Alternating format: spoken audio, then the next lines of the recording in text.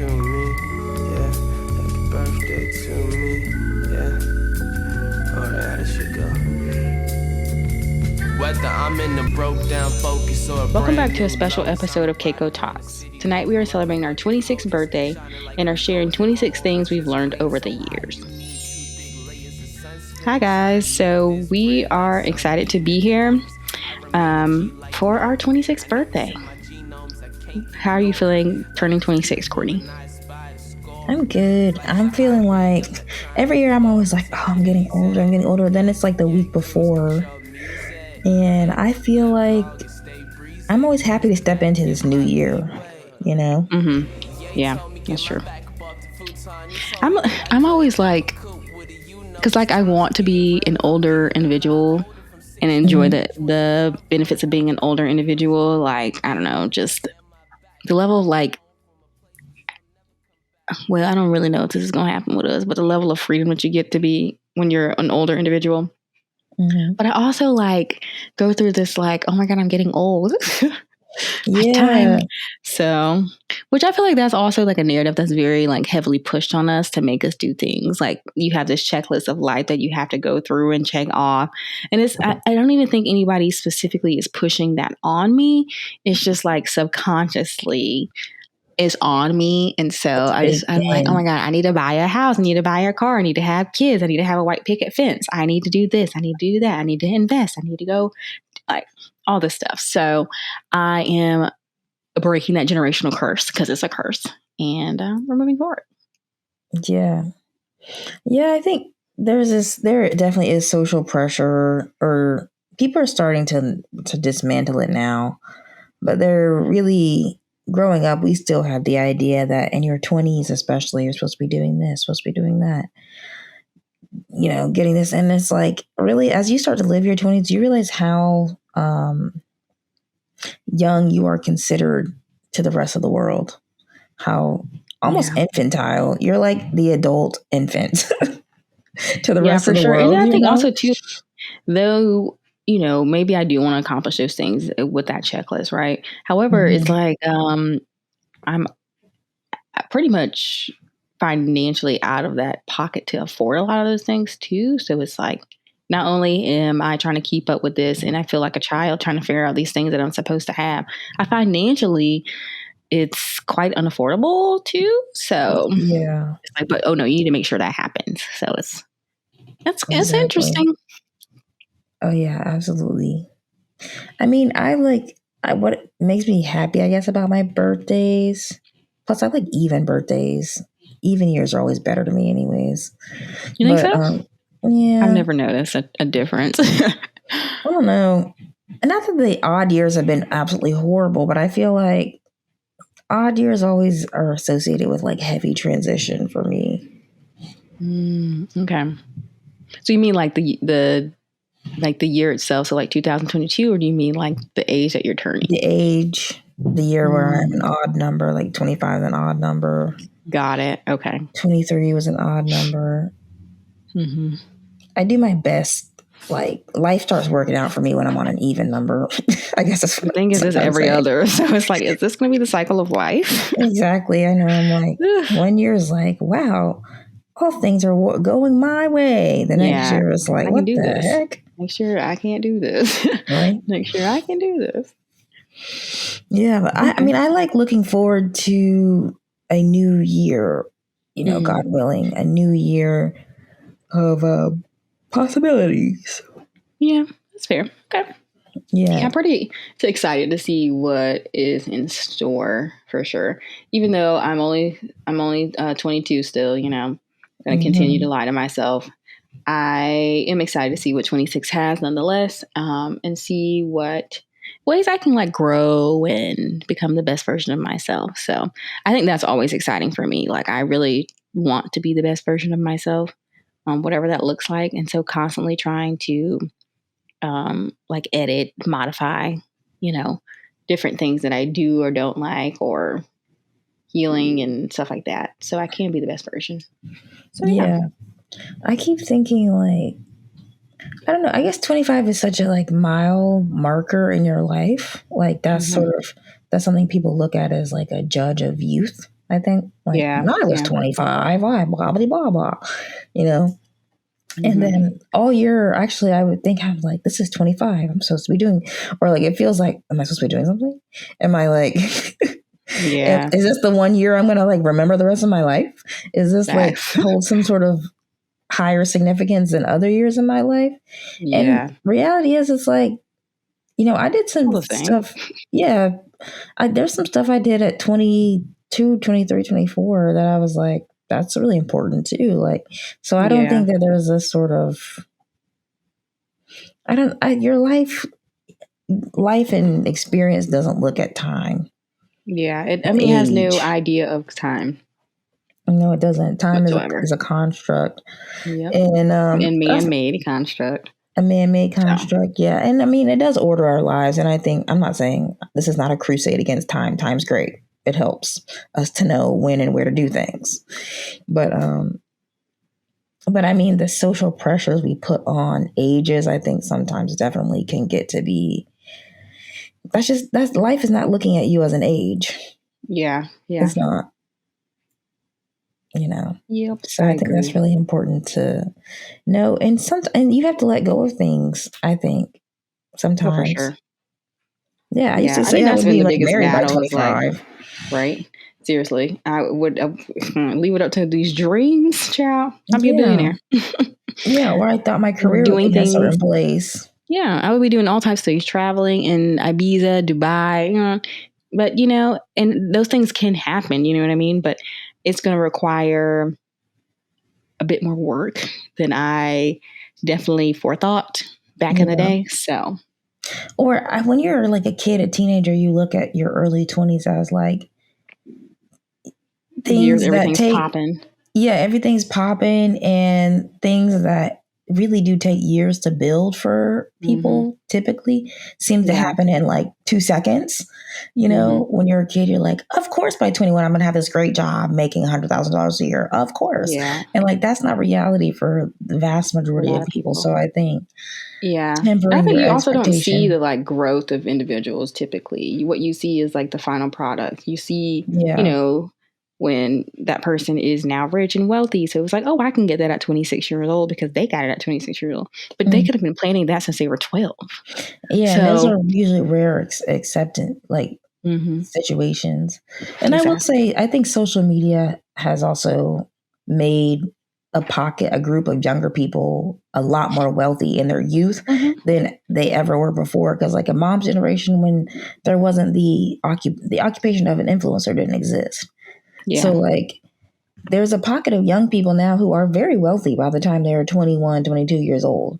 So that kind of fools you into thinking like, oh, I can achieve that as well. And it's not that you can't achieve that. That is a possibility. But the likelihood of most people achieving that is lower. Yeah, for sure. For sure. You know?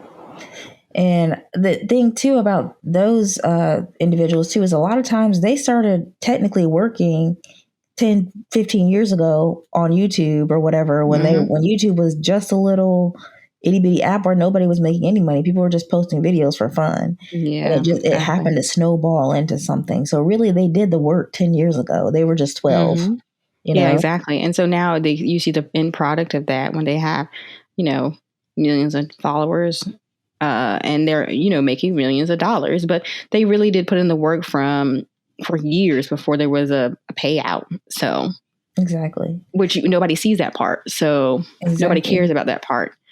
Most of the celebrities and really famous people we know work their way up to wealth. I'm not saying a lot of them didn't inherit, but like Beyonce, for example, Beyonce worked for years before she was ever famous. Really, Beyonce was working when she was a child. Jay-Z years before he was famous. Oprah years before she was famous. I mean, there's a lot of them. A lot they were not new to this. They're true to this. So exactly. Even the Kardashians, like they worked for years before they were famous. So exactly. Like, I think people really miss out sometimes on the work that goes into it beforehand.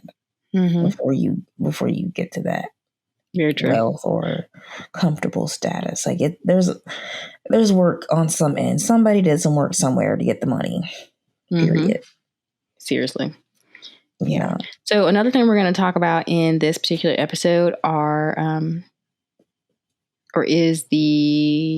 going to share the 26 things that we've learned over the years. So I'm going to do 13 and then Courtney's going to do 13 things that we feel like we've learned and that maybe benefit some others in their growth or, them turning 26 or whatever. So, or just in general, you can be 86. Yeah, that's true in general. All right, Courtney, you want to give us number 1? Yeah. So I think, this isn't going to be like for every year of life, but I think one thing I definitely have learned,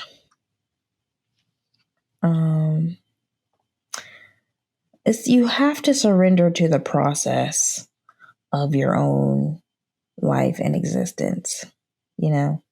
I think, for a long time, and I mean, I still am this kind of person. Like I still am very much a plan. How do we make things happen and do things intentionally? But on some level, it's like no matter how much you I don't say it sounds nihilistic, but like life is going to unfold for you when it is prepared to unfold for you.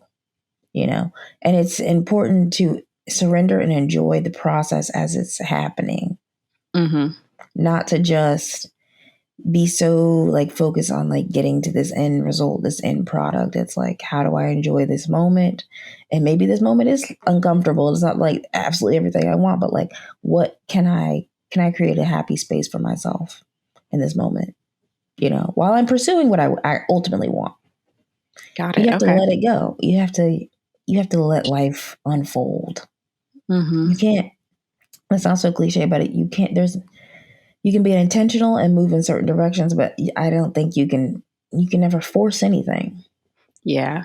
So it's kind of like be in control of what you can control, but let the other things that you cannot control, just let it go. And that's what I call surrendering to the process. It's not surrender in a bad way, but like, it's almost like I do what I can, hands up for what I can't. And I'm going to let life unfold because what's for me is for me. Okay. I think that's important to know. Surrender to the process of your own life. Yeah. Okay. I agree with that. Okay. So one thing I would say I've learned is accept the things that you cannot change and change the things that you can change or that are within your ability to change. And I know that sounds cliche too. That's like a standard saying, I feel like, that we hear all the time, but I never got it until I was adult. And it's just, life is always going to life. You know what I mean? And there's just certain things that you just, first of all, it's not even worth your energy in controlling, because you'll be controlling that all your life and life would then be wasted. But also too, as somebody, you just have to pick your battles. Like, there's just so much stuff going on in life. So focus on the things that you can change. But the things that you cannot, just let it be. Like, just let it be. So it kind of goes in line with the surrendering to the process, as well as to, surrendering to those things you just can't change. And if not, just move on, Yeah. You got to really stick with your own ability, For sure. Absolutely. Yeah. I think we sort of said the same thing, but like, hey. Yeah. Yours is like to the process. Mine's just in general. So, in all things. Yeah, for sure. Okay. So the second thing I've learned at 26, or 20 things I learned by 26. I think, okay, this is a little more just practical. I think it's really good to save money. And that sounds cliche as well. But I think that as much as you can, anytime you really get paid, anytime you have a gig, when you can sit down for a while and save money, that is good. Because I'm telling you, life will always throw something at you. Okay. So that's been really helpful the times I've been able to sit down and stack up larger sums of money because, especially pursuing the career that I want to pursue, it's always helpful. always helpful, you know, to Facts. have a little bit of a nest egg for tough times, or just when your life is in transition, and transitions in your life can go for a year or 2 years. You know, it's not just a one. You don't know how long a transition is going to be. You can't definitively count on it. So I think obviously always be looking for a hustle, or always be looking for work as you can, but saving money is important. For sure. Yeah.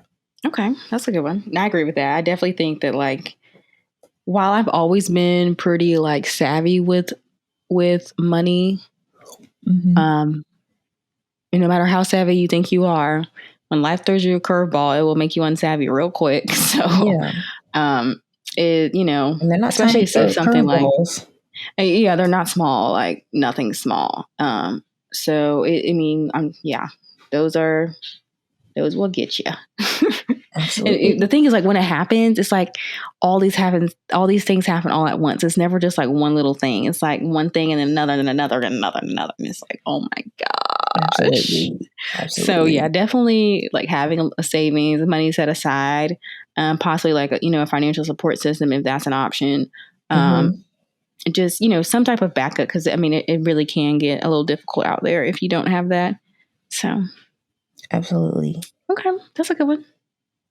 Yep. I think my next one would be definitely that no one owes you anything. So, and what I mean by that is that I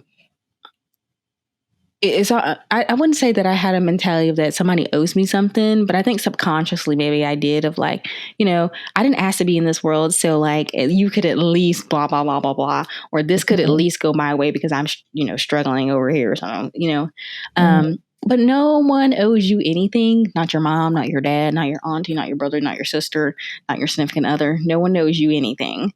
And so I think once I got that in my mind, in my train of thought, it made me, first of all, a little bit more independent. And I think it took off this level of like, I guess like pressure off of like situations or like people that were in my life. Like, you owe me something. So I had like this almost like unknown animosity, but I just let that go. You know what I mean? So no one owes you anything. That too. That could be it. No one owes you anything. Not even like apologies. Not even the reason why I'm leaving or the reason why I no longer see you in the future of my life or anything. No one owes you nothing. Just like you owe them nothing. So that goes in the vice versa too. So I think that's one of the big ones. You owe them nothing. They owe you nothing. Period. And don't be afraid to cash in that I owe you nothing thing too. Because I think sometimes we think, especially as women, I would say, I feel like we're like, I owe this person an explanation, or I have to explain why I'm leaving, or why I set this boundary, or why I can't do this. And it's like, there are certain people, if somebody is asking for your time, your energy, your space, you don't owe them even a hello, to be honest. That's reality. You don't owe them anything. If you choose to speak, that is a privilege that somebody's choosing to interact with you, choosing to be friends with you. That is a privilege.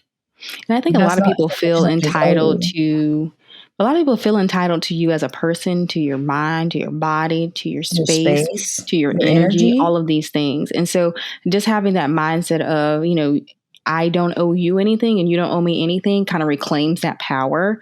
And so once I got over that hurdle, which now that Courtney said it, I do think that's a level of maturity. It has been definitely like a shift in my mindset and how I move in this world in a positive way. So, I do things very unapologetically, but I don't ask for you to, disagree or agree or whatever you want to do with me or without me. You know, you do you, I do me. So. Absolutely. I agree. That's a really good one. You don't owe anybody anything, and they don't owe you anything. It's both ways. Yep. It's vice versa. Absolutely. And the second they feel like you owe them something, get out of there. That's when you gotta get out. Because that people who feel entitled, especially people who feel entitled to your space, body, and energy, those people to me are sadistic. Probably. Yeah, I think to me that's almost it's a level of control that I don't think we don't. I first of all didn't realize as control, but it is a level of control. Yeah. So. Yeah. Absolutely. All right. What's your next one? This is something I have finally put into terms, ironically enough, actually,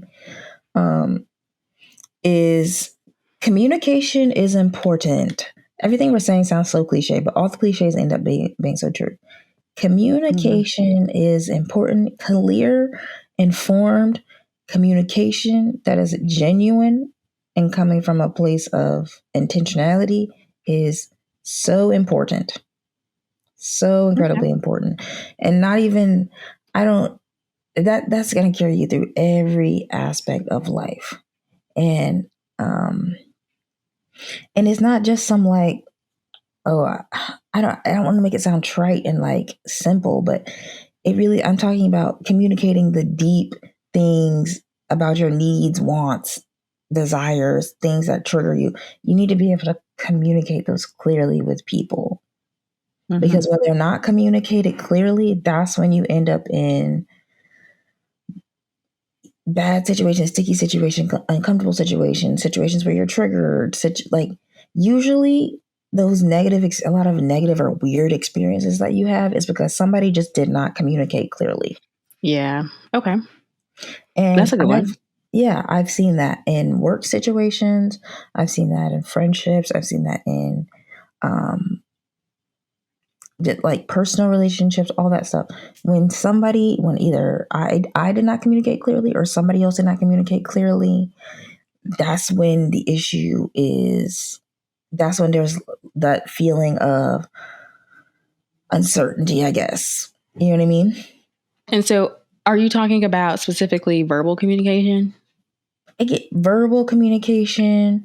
I think you could do like body language, but you could do body language. I just think body language can be interpreted very differently for different people, and then also people project a lot more onto body language than verbal.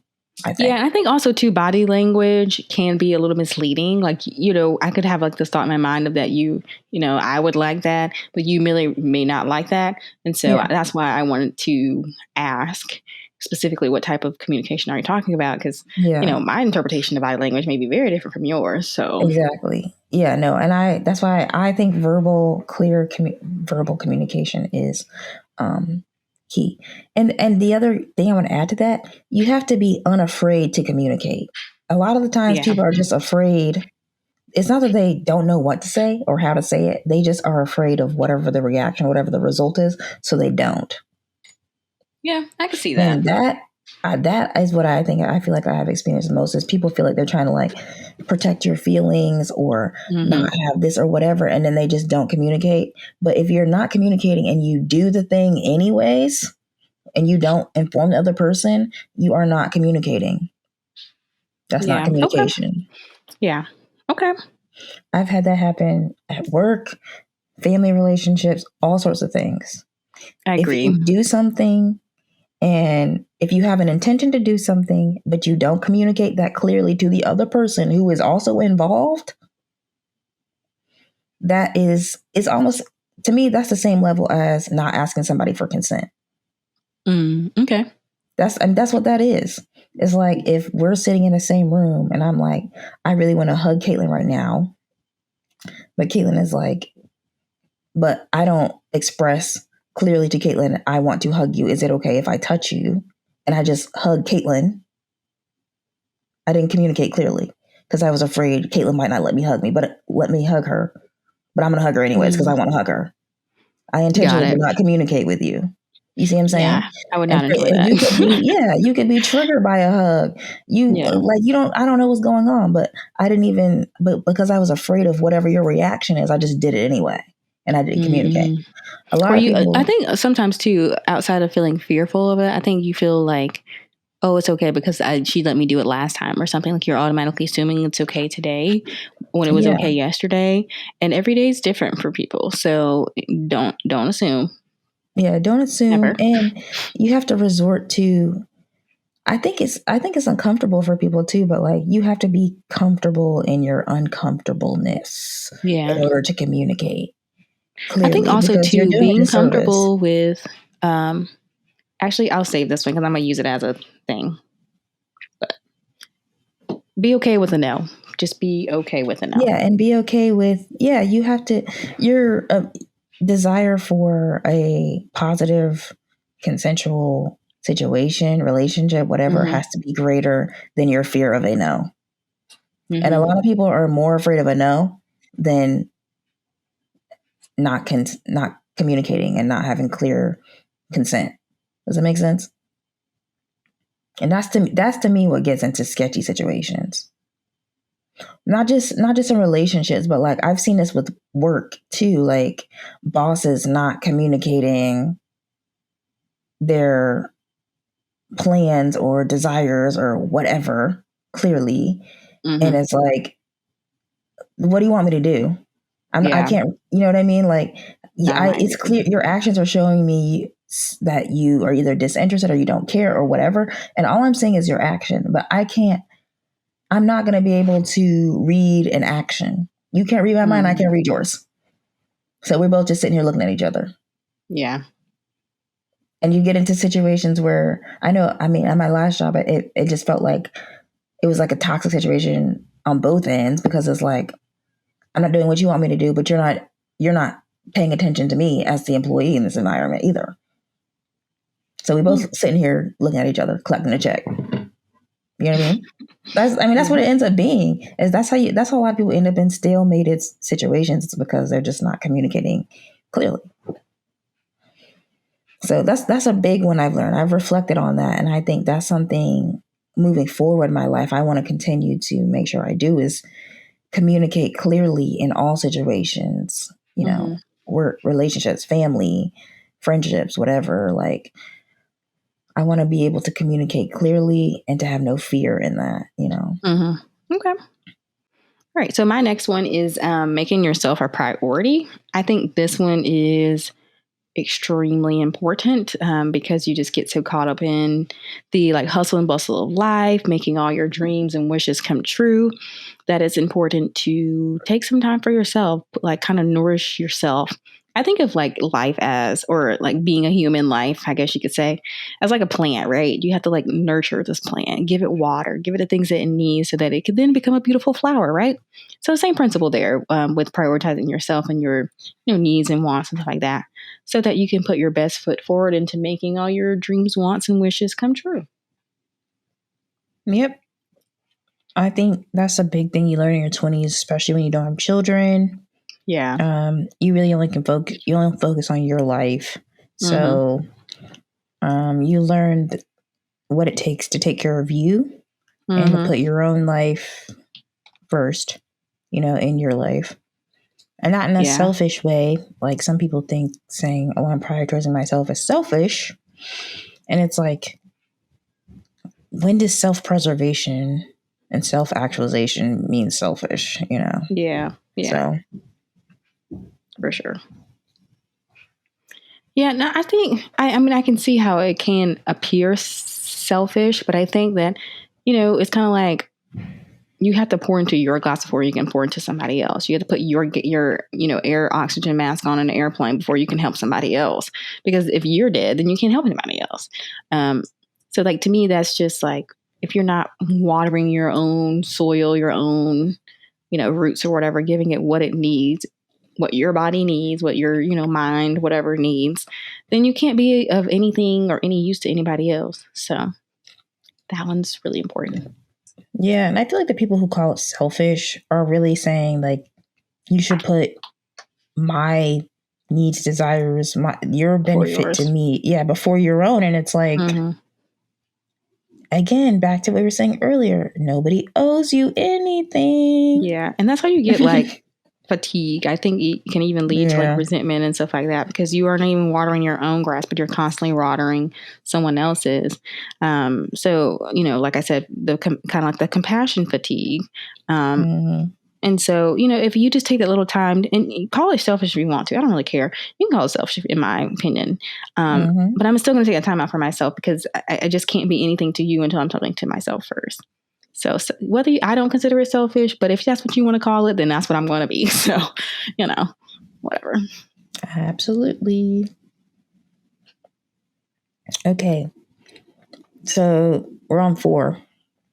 No, so technically we're on number 7, but you've done 3, I've done 3. So this will be your 4th. Yeah, so this will be my 4th. So the 4th thing I've learned before 26, what do you say, communication? Mm-hmm. I think live without fear.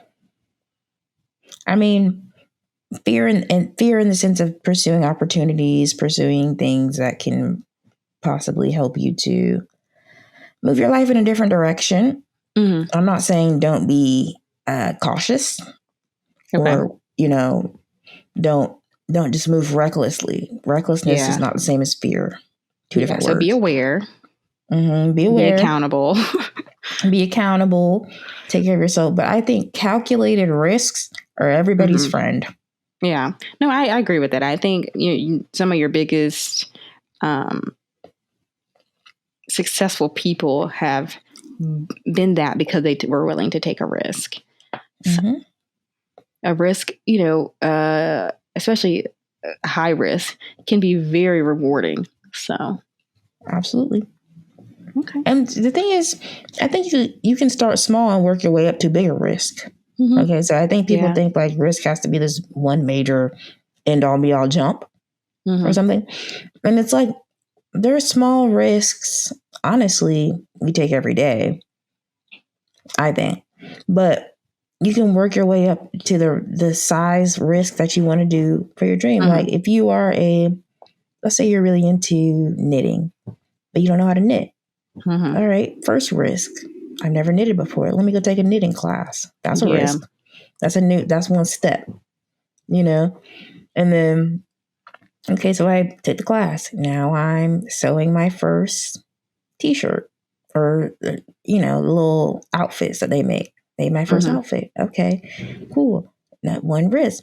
Another risk. Maybe I'll go to a pop-up shop and maybe sell some of these. Another risk. Right? Then I start an online shop. Then I start an Instagram for it. Then it's like, then you realize you're taking all these little itty bitty risks that get you in a totally different direction because you just took that one step and said, hey, let me take this class. Yeah, I agree with that. That's a good one. Yeah. Yeah, I feel like, without some level of risk, there's very little reward. You know what I mean?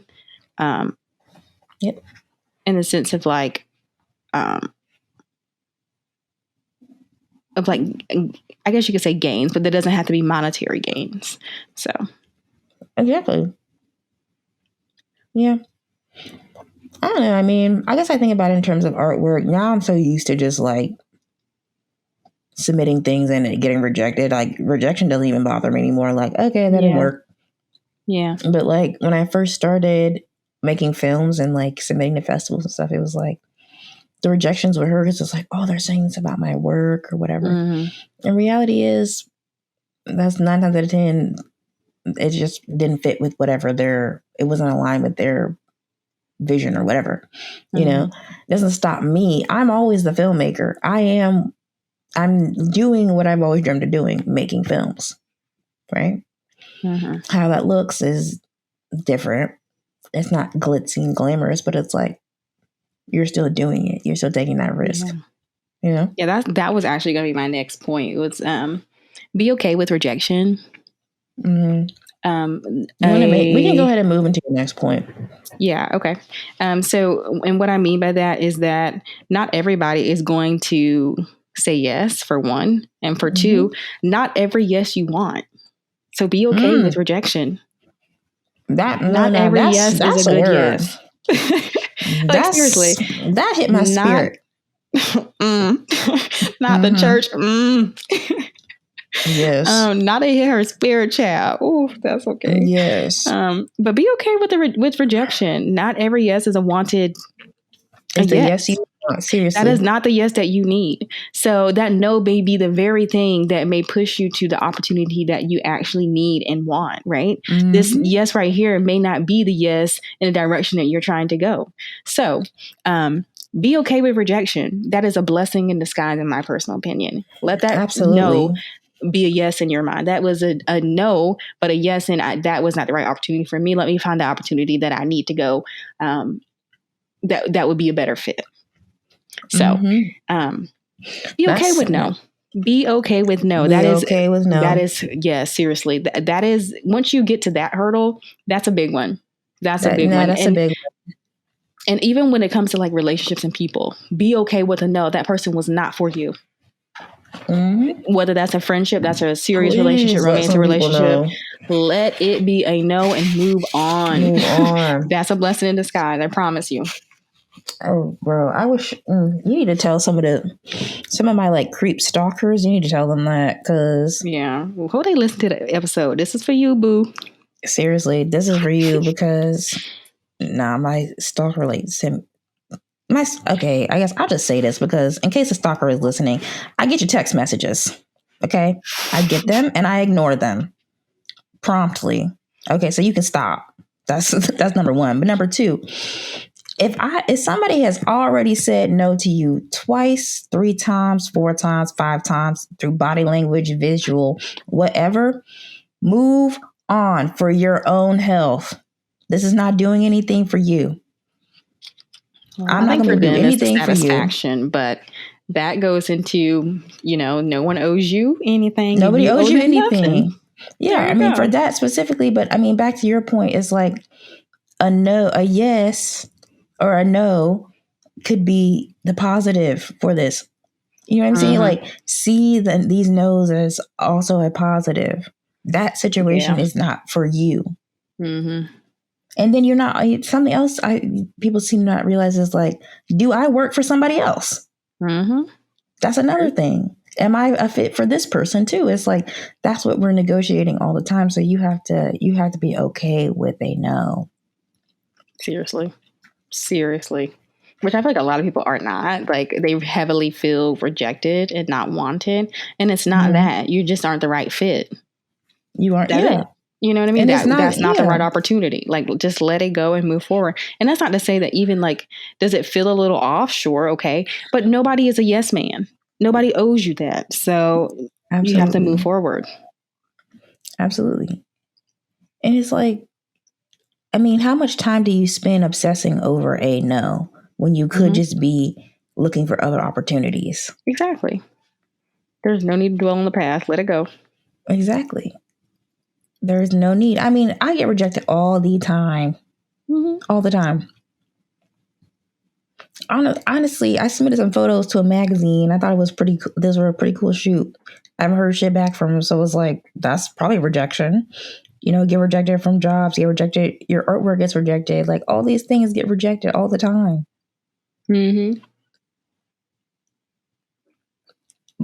Doesn't stop me from getting up and trying again. Absolutely not. And finding new opportunities. You know what I mean? So sometimes the yes is not where you need to be. Exactly. That yes was not made for you. That was not for you, boo. Okay, yeah. And so I think for my fifth thing I've learned, or fifth thing I've learned by 26. I already said live without fear.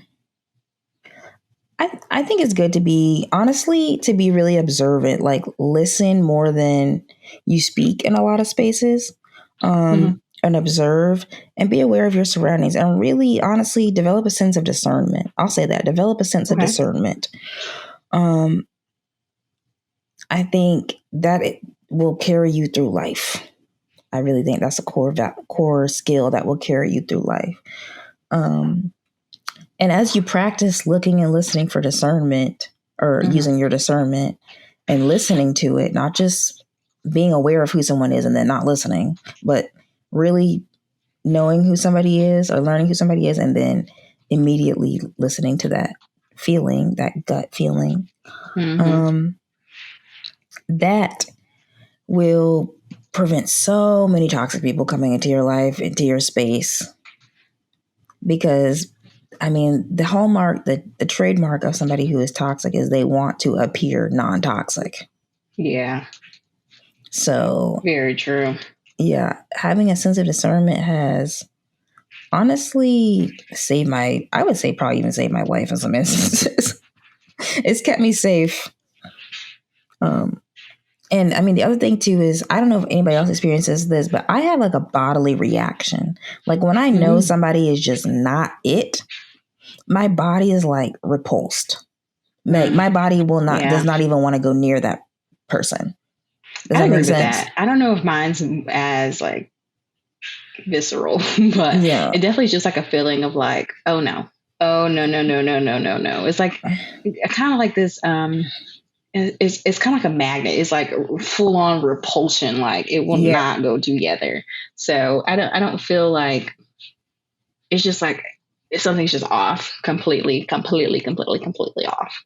Yeah. And it's a no for me. Oh yeah, definitely.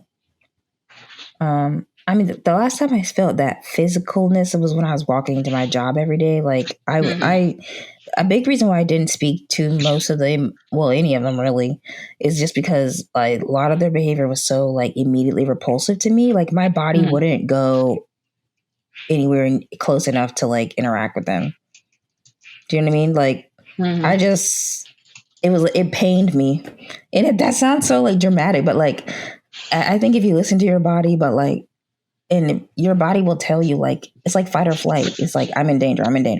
Yeah, that's very true. Yeah. It's that instinct that you're like, it's just like, you're like, oh no, just keep going. Yeah. So I think once you tune into that instinct and that level of like mental and intellectual discernment, because I think discernment is essentially a part of it is your intuition. And so once you tune into that and you actually listen to it, it can help you out quite a bit. And yeah, I think just maintaining that sense of discernment really can carry you throughout life. You know, it's an essential skill to have, I think. And it's important to cultivate it as early as possible because you're going to need it in all types of situations in life. Seriously. I think the biggest thing that I would agree with in that statement is you have to teach your children to have that level of discernment or to like kind of nurture that level of discernment so that they feel equipped to use that once they're older and out and about by themselves. Yeah. I also think people who are already taught from an early age to read social cues and who like, especially people like minority children and girl children, you already, because you exist, you're not the privileged person, right? So you have to read social cues from the people who are in society's eyes superior, right? Like you're constantly having to read. For us, it was always white people or men or even our parents, right? So we're always having to read and sort of regulate those cues. And it made it easier to be able to determine earlier on small, subtle ways you can determine if someone's good or bad. You know? Very true. I agree with that. And I think also, too, with having a parent that was very questionable in his behavior, you pick up on different things that are like, oh, well, this is the outcome if you do this or if you don't do this or blah, blah, blah, blah. So you are paying attention to cues based off of trauma, unfortunately, but it is helpful. So on the reverse side of that. Absolutely. Absolutely. Yeah. And that's why I think when we see people who don't learn to read social cues early on, why they seem so immature is because I feel like, you know, at a young age, we were taught to read social cues. We had to read social cues to survive, to navigate certain situations. And for sure. So when people are older adults our age and can't read social cues, it feels like you really have a big learning curve. You know what I mean? For sure. Yeah. Yeah. No, which I guess I feel like also too, like if someone doesn't teach you that you would like maybe come into that gift or that ability, but I mean, I guess not. Yeah. Well, I think are some spaces where you can be protected from. I mean, because if you think about, like, honestly, even we could even take our father for example. He was protected in that space. He was his behavior was heinous and horrible, but everybody was doing everything to make sure he was comfortable. He got the things that he needed, wanted, desired. So he never had to read a social cue.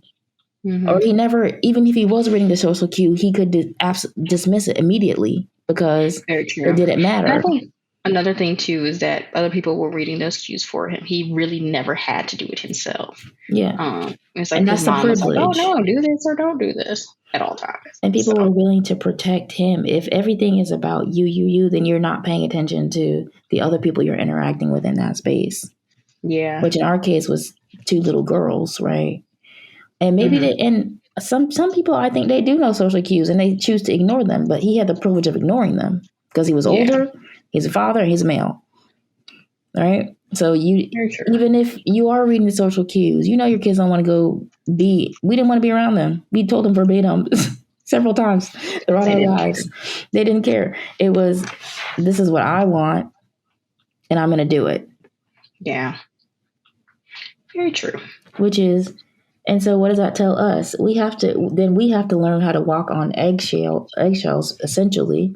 We have to read social cues to protect ourselves, keep ourselves safe from somebody who is obviously okay violating consent. Because I look at that as a violation of consent. Yeah. Well. I mean, we couldn't consent to our own bodies and experiences at that age. We weren't allowed.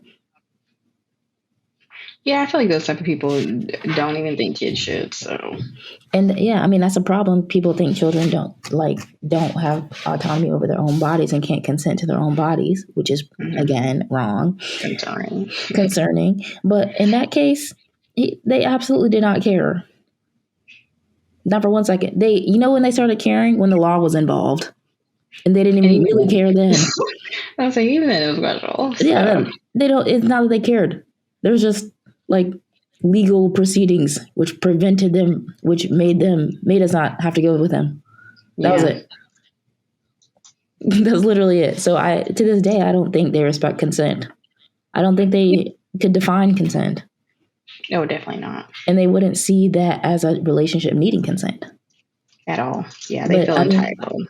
Yeah, and but it heightened our sense of discernment because, again, when you're in a situation with somebody who's like honestly predatory in that way and forcing you to be around them in that way, you learn to read behaviors to not upset them. Yeah, for sure. Yeah. And it was survival. It was survival to make sure we came back home on the weekends.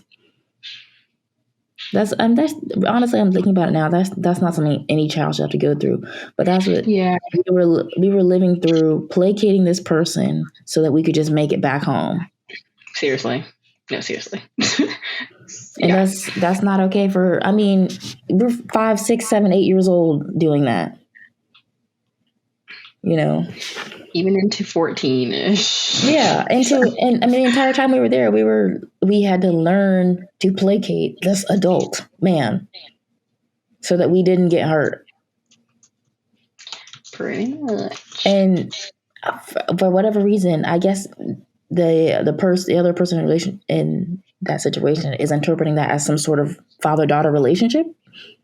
It's not. It's not. That's not a relationship. That's a power dynamic. Yeah. So anyway, that's a diatribe, but a sense of discernment, although we couldn't even use it, a sense of discernment we were developing because we were forced. Yeah. But in the long run, and this day and age, it is beneficial. However, then it was.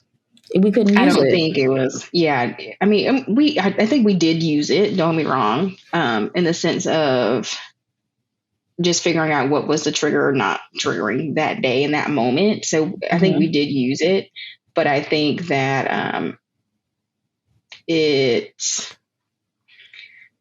it wasn't by choice. It was really for it wasn't by safety. choice. So No, it wasn't by choice. I mean, a lot of the reason we grew up into the adults we grew up into was because we were pushed. We had to do that. Yeah. There was no option to be honest. Like, which, like in the moment, like I would never wish that on anyone as far as like a kid. And I think there's very constructive ways to do those things. I also I wouldn't change it because I do think it has been beneficial. However, there are different means that could have been done. That could have done that. There are healthy ways. There's healthy ways to construct a sense of discernment in your children that don't involve trauma. Okay. Yeah, and I think that's kind of like what Mom was trying to do. But obviously it was pushed and used in other aspects of life. So yeah. I mean, honestly, like the parent we're speaking of is not like not somebody we deal with now using that sense of discernment. We know how far we know who I know. I owe you nothing, you owe me nothing. Seriously. But it's just it's unfortunate, and I do like some days I do weep for little me because it's just like the honestly kind of horrific type personality we were dealing with as children is not something a child should have to deal with. And so many children deal with that type of parent. I'm not saying we're the only ones, but that's what we basically endured. I don't know what other word to use besides we endured. We just endured that person until we didn't have to anymore, by the grace of God, honestly. Seriously. In a lot of ways. Like, we had to endure that parent. And obviously that parent is traumatized and needs help and everything like that. But this parent also exists in a system which rewards his behavior. To the outside world, he's being a man. That's the problem. That's the issue. Like, people reward that sort of behavior. And it's not okay. Anyway, okay. Sorry, that was a diatribe. But do you want to go do your fifth one? Okay. So my next one is just taking time to reflect. I think that, well, first thing first, which I love the saying, but hindsight is 20/20. You can clearly see what was happening in hindsight, or reflecting over the past and what you've been through once you're, kind of out of it, moving on or whatever.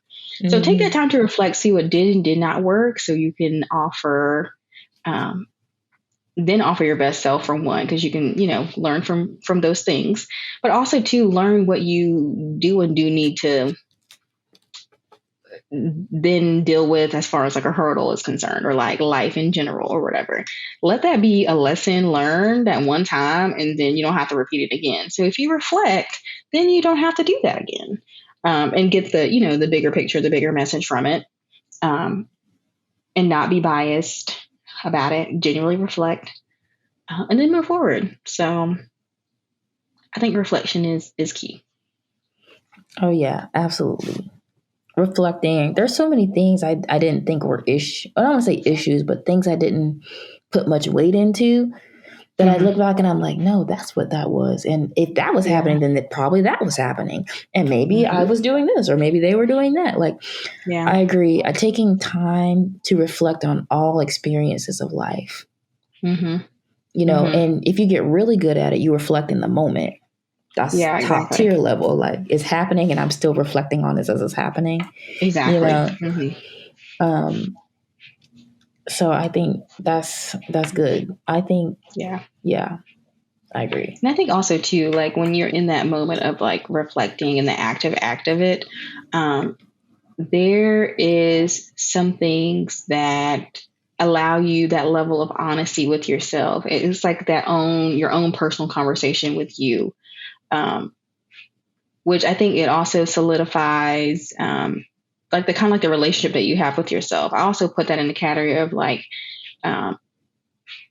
of like self-care, if you will, Mm-hmm. so that you can, deal with the things you need to deal with, heal from things that you need to heal from, and actively make the changes into the person that you want to be.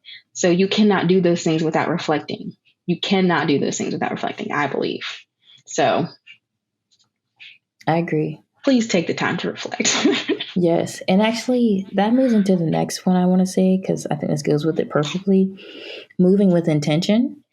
You need to reflect and then move with intention. So I'll put that as my 6. Okay. I think that is essential for life. I don't care what anybody tells you. This whole go with the flow, do whatever, see what happens type thing. Mm-hmm. And I'm not saying you have to be so gung ho about reaching your goals and the life that you want to live, that you forget to enjoy life. I'm not saying that, but you cannot have the things you want in life if you do not move intentionally in that direction. I'm sorry. There is no way you are going to become an NBA superstar if you don't pick up a basketball. Like, and people try to do this whole, when you say go with the flow, that's what I hear when people say that. Yeah. That I hear I'm not moving with intention. I just do things and see what happens. No, if I know this is where I ultimately want to get to, there's some level of work, intentionality, purpose, drive, something I have to put into getting into that direction. And often it takes years, sometimes half a lifetime. You know what I mean? Like, I'm a firm believer in moving with intention, enjoying life and moving with intention. If there's something you want to do and you want to reach it, you got to move intentionally in that direction. Miss with the haphazard. I remember somebody at a last job, which this was in one ear out the other, so I wasn't listening to this, but I was like, oh, you're too serious. You shouldn't be as serious. I used to be serious about life. And I'm like, if you call me moving with intention and pursuing my dreams and passions too serious, I'll be effing serious, because there's no, like, what do you mean? And I'm too serious about something I'm passionate about? I think also too, right? I think another thing with moving with intention is, as a, I hate to bring like race into this, but this is a factor. As a Caucasian individual, you are more likely to be able to be more carefree and succeed without trying. Exactly, and succeed without trying, let alone all of the things that have been negative events in your life, you still can overcome, right? If I do not move with intention, I probably will not have, period. I don't have mom and dad to take care of me. I don't have grandparents to take care of me and or support me or anything to offer. And you don't get a pass either. Exactly, and you don't get a pass. Let alone I don't even expect those things from them. Exactly. But you automatically get those things by proxy for being a Caucasian individual, typically. And people, let alone you have the benefit and the privilege of being Caucasian. Yes, and this was coming from a Caucasian male, so obviously, honestly, I'm gonna be honest and say this is, I'm not saying this across the board for all Caucasian males, but a lot of times when they speak about, they try to give me advice on life, I'm like, you don't even know. I jumped through 3 hurdles for every one that you jump. So your life advice is rarely ever applicable to me. Yeah. Rarely ever directly applicable to me. So I always take a lot of times what they say with a grain of salt, to be honest. And I'm not saying that their advice isn't valuable at times, but we have different structural barriers. There's little to no structural barriers for you versus my experience is not going to be yours. So exactly. So like me moving with intention, not to mention like, just like what Catelyn was saying, like we don't have the same struggle. We don't have the same struggle. So I have to move intentionally to protect myself, and so that I just have something at all. Yeah, exactly. I don't just I'm not the default. I'm not given the benefit of doubt. There is no mediocrity for me does not look the same as mediocrity for you. There are entire industries built on white mediocrity. Yep. Okay. Entire industries built on that. And when I step into the space, I have to be 2 times better than a mediocre person to be invited into the mediocre space. And then I get abused. Oftentimes you get abused in the mediocre space. because they're thinking they're mediocre is somehow better. Okay, that's the issue. So yeah, for me, I do move with intention. You have the privilege of moving without intention. I don't, you know. And I didn't say all this to this person because this was not the type of person who would even begin to understand what I was saying. You gotta know your audience. So yeah, you do have to know your audience. This was like somebody who was like a couple years younger than me, like not even out of college, like very inexperienced and like trying to tell me what my life should look like. Okay, wrong, but it was really interesting to me that they said that, because I was just like, you don't move with intention in your own life now, and you still aren't even having what you quote want to have. So you don't even move with intention, and you're not getting the results. So why are you telling somebody else? You know? Yeah. I don't get that. But then again, I guess when you come from a world of just white privilege and you don't have, there's, to them, the best, to some of them, I'm not going to say this person specifically, but to some of them, doing good is being mediocre. Seriously. And they're okay. And if that's what you're okay with, by all means, do that. Cool. But some people want more. So yeah, and it's like, people should not be shamed for wanting more. I mean, obviously, we can get into the whole, they're really not ashamed, the whole jealousy part of it, because I think a lot of people who tell you not to try are just jealous. Yeah, I can see that. I think, but aside from that, like, there is a privilege dynamic there that you have to speak about. Like, my excellent is, or you get by on mediocre, I have to achieve excellence. Mm-hmm. You see what I'm saying? Yeah.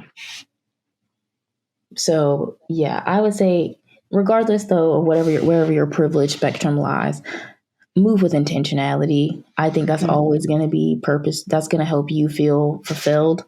It's going to help you reach the goals you want to reach. It's going to help you branch out, meet people who share the same intentions. You know, like, I have never, moving in my intention and moving the things that I want to pursue has never led me astray. It's only when things have either been put in my path to get me off the path, or either have like attempted to be some sort of distraction. That's the only real negatives I can think that have come up. What about you?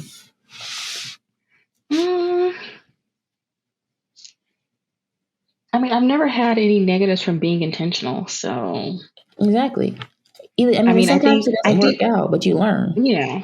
And I was going to say that no could be that very blessing that you need, but it doesn't mean you stop moving with intention. You know, like, it's kind of like rerouting. You know what I mean? Exactly. Like I do, it's kind of like maps, for example. If you get a dead end, they're going to reroute you to a better route, right? That's kind of what I see moving with intention as. My intention is to get from A to B. However I get there is what I'm, we're going with the flow with, quote unquote. But the intention is to get to B, period.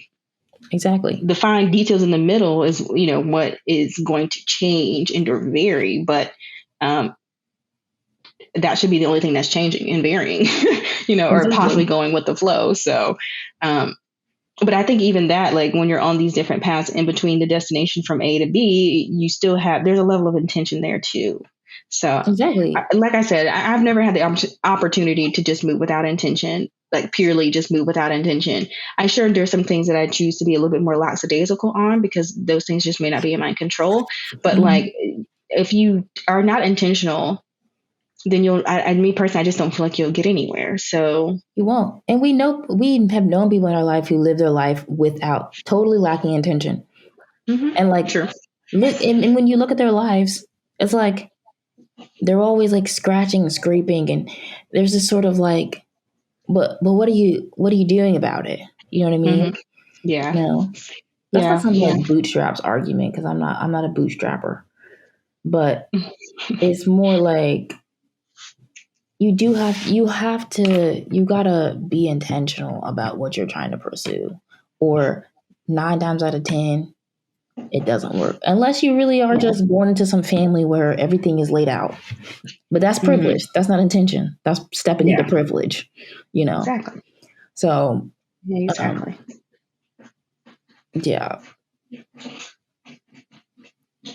Yeah, that's a big thing I do. But I mean, I've sort of always done that, like moved intentionally. So, but I think that's I think it something you should literally is know. because we have never had the opportunity not to. That's true. Like, Yeah. seriously, it's like deeply ingrained in us.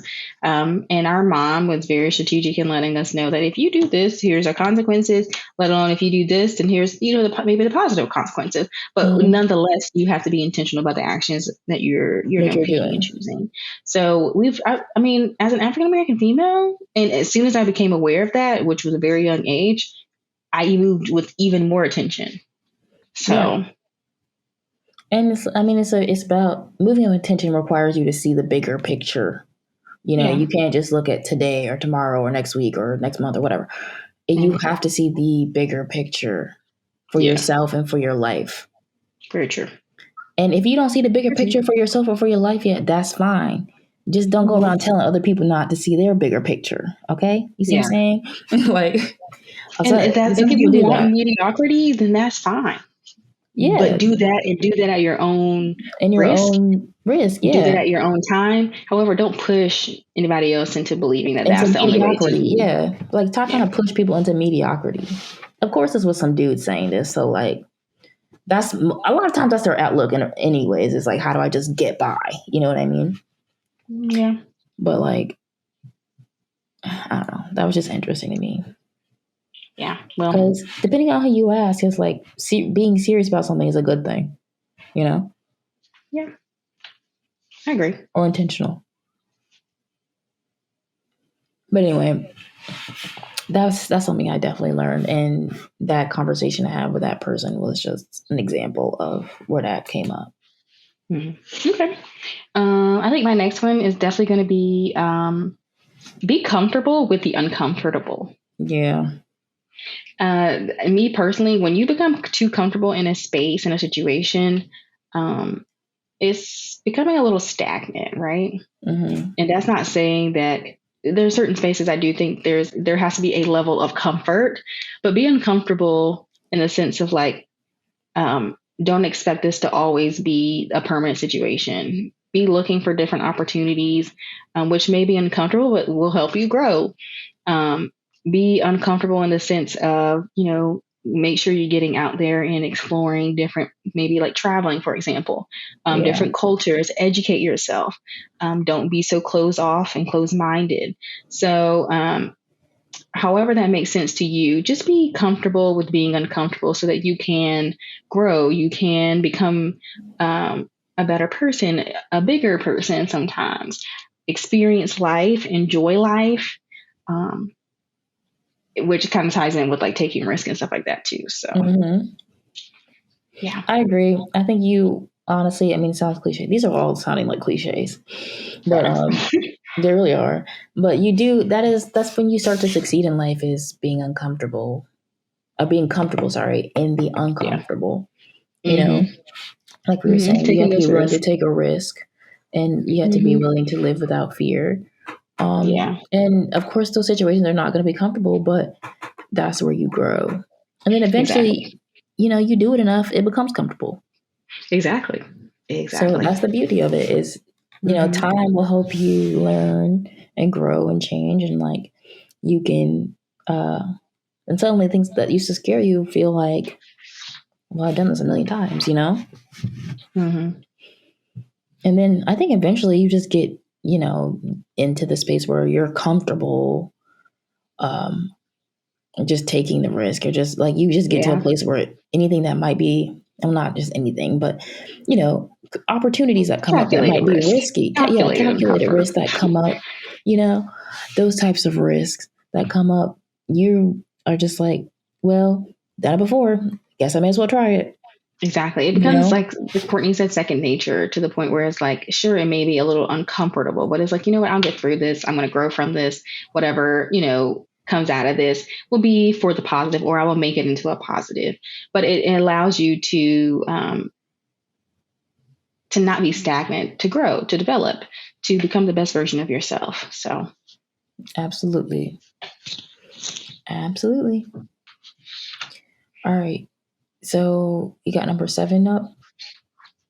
I think, yeah, we're number 7. Okay, this one's a little lighter, I guess. Not it's quite heavy, but I'm a firm believer in wear what you want. And I know that just sounds so cliche, but like if you tap into the deeper meaning of it, really it just means like you're uninhibited by like this social standard of like this is how I should look in this space, or I should be wearing this.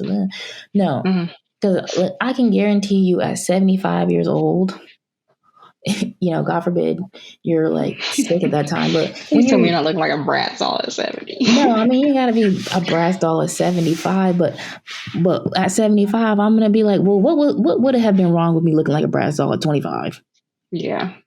Like it's all water under the bridge at that point, and it's like at least I did it, and I lived free, and I did what I wanted to do at the time when I had it to do. Yeah. So I'm a firm believer in wearing what I want, and that's why I go out kind of looking kind of characterish, Brad Stallish, a little wild. But it's like, I want to do this. I'm going to do it. And because it's one of those live without regrets things for me. I don't want to regret not having worn the mini skirt, to be honest. Yeah. That was actually my next point. Live life without regret. Yeah. Go ahead. We can move to the next point. I mean, there's just no reason to live life with regret. Literally just live your life without regret. Be unregretful in the things and the decisions that you make, which I think regret brings on a lot of different feelings and emotions that are just not necessary if you just are doing the things that you enjoy and love to do, want to do, desire to do, even if it's something that, it might be questionable. Me personally, I would rather go ahead and get that out of my system than constantly be longing to have that want or desire to be fulfilled. So live life without regret. There's not very much I regret in my life at all. So there's like maybe like 2 or 3. And though I say I might slightly regret those decisions, I also stand firm in this decision that I made. And I know that the decision that was made was for a bigger purpose. So, it is what it is. There's no need to regret it. It's done now. And you can't change it. So better live for now. I think I would add to that. I think live life without regret. Yes, number 1. But I think also if you do end up regretting something, forgive yourself. Yeah, for sure.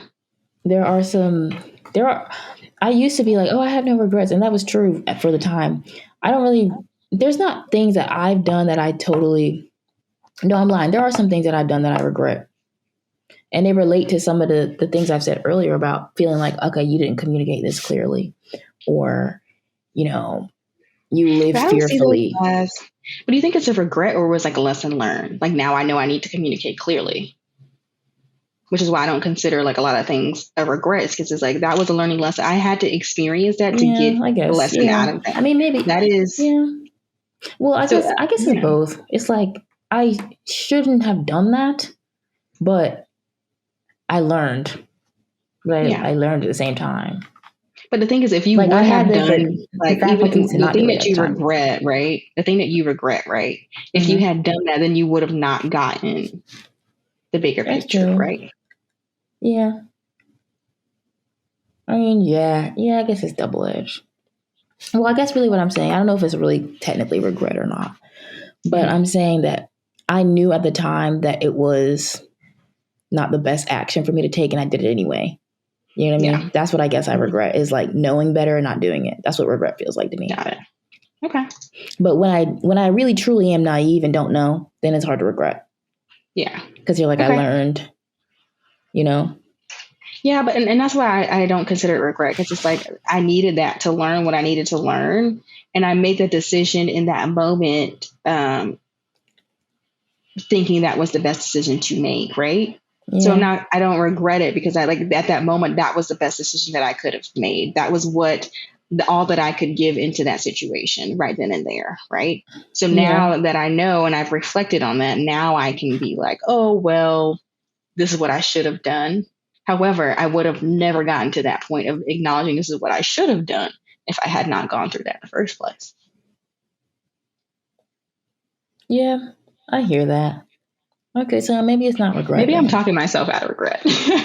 Because I mean, it seems like either we're regretting or we're talking ourselves out of it because. That's true. Well, I always just use the word regret in just really very specific circumstances where I feel like either my actions in the line or it's like in some instances, I regret having interacted with certain people. Like I should have just listened to my instinct then and just not. I had a feeling then and then continued, Okay. See, I've never had that experience. I'm usually like, cut it off. Yeah. I mean, it's very certain people I've had that experience with. And like certain things I did that I'm like, I knew to behave better and I didn't. Yeah. And I don't know what else to call that besides, yes, I learned something and I took it to heart, but I knew to be better and I still did it. Got it. Okay. So I regret it. Okay. That's fair though. And but I forgive myself for even the mistake of knowing better and still doing it. Yeah. Okay.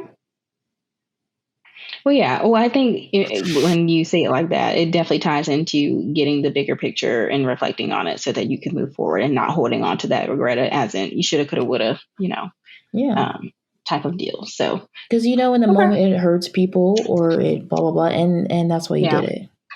Got it. Yeah, that's fair. Okay, so what's your next one?